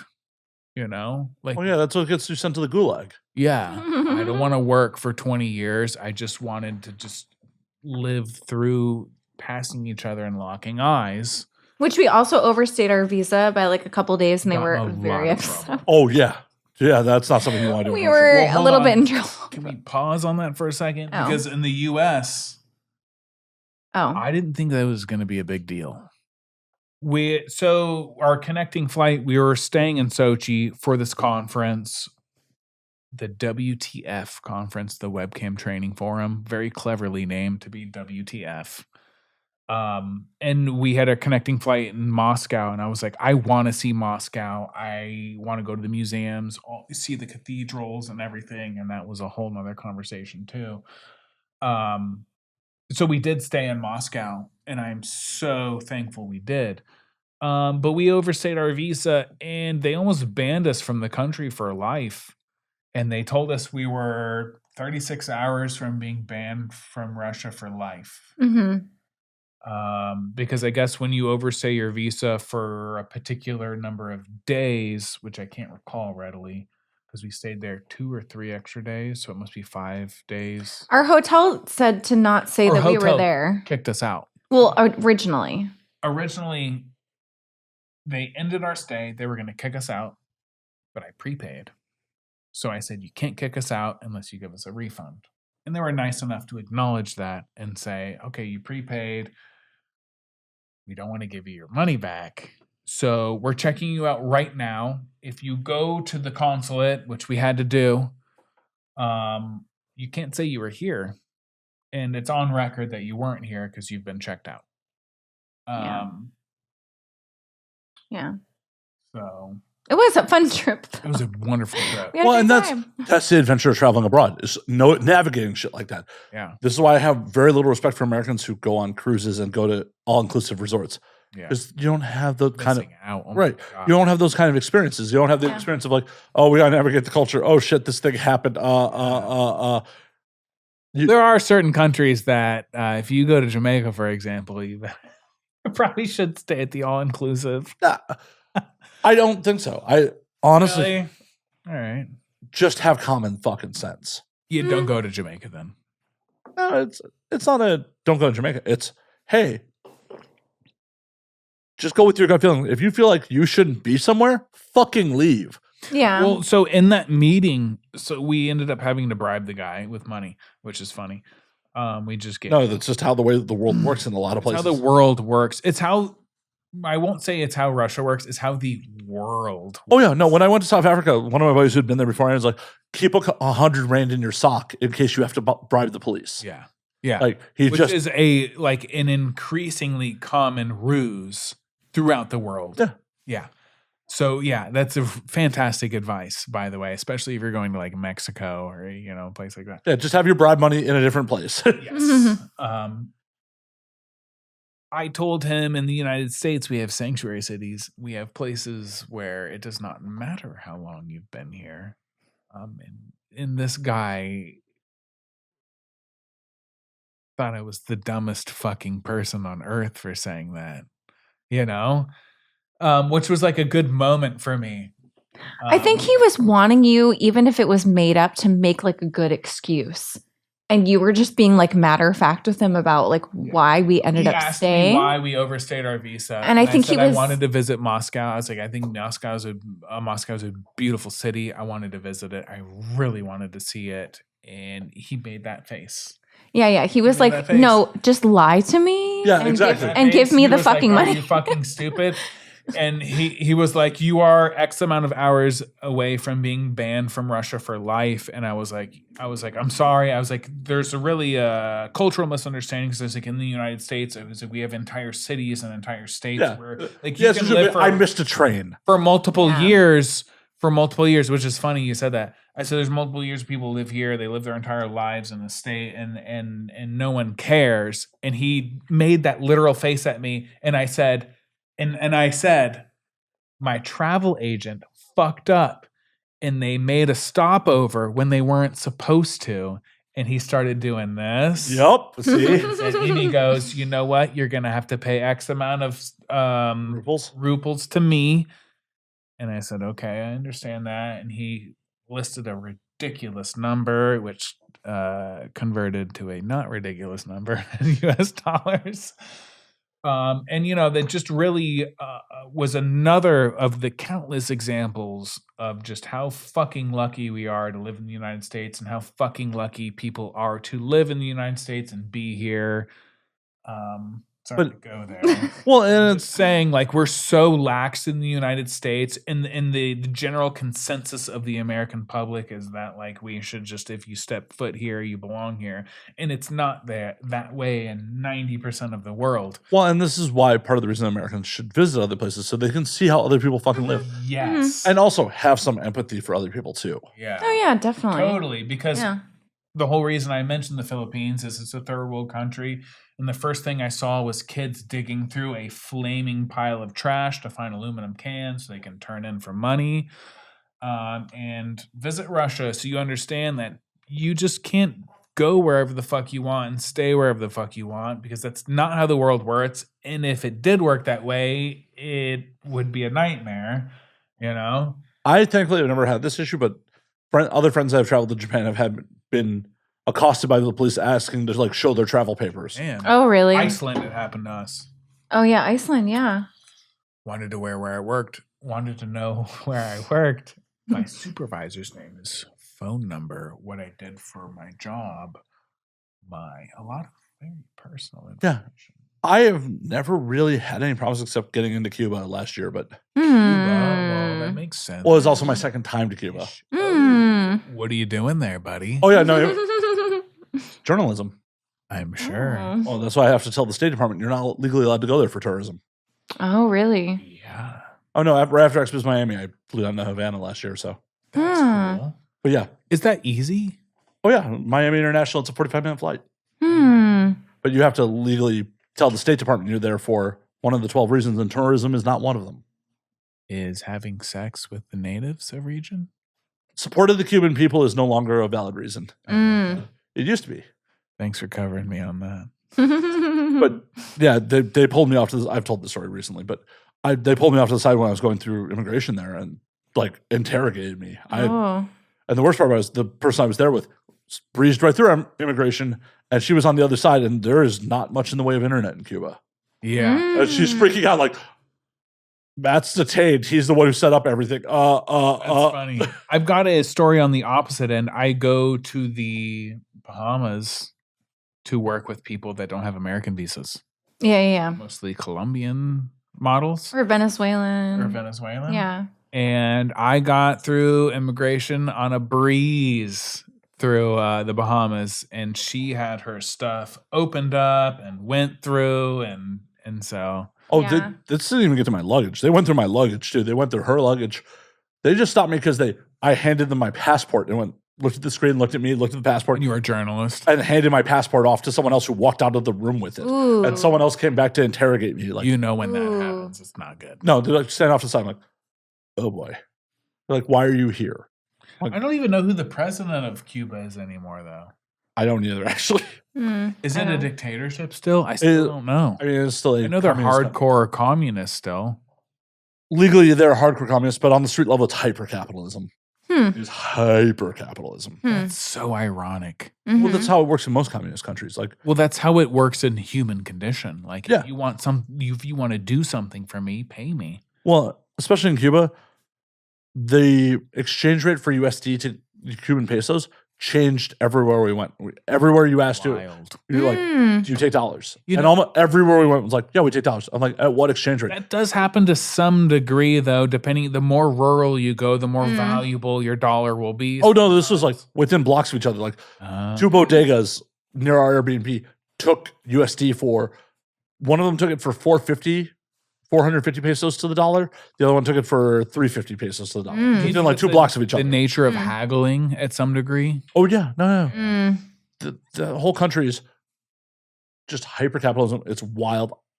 You don't have much internet The access. irony. It's beautiful because Beautiful. they're beautiful people. It's a beautiful place. You could tell, like in its heyday, before there was Havana's urban decay, that it was an amazing place. It's still an amazing place, but it's an amazing place for different reasons. Like the last night I went to a live jazz club, and the cover was the equivalent of $2 US and came with a free drink to watch people just do amazing live jazz.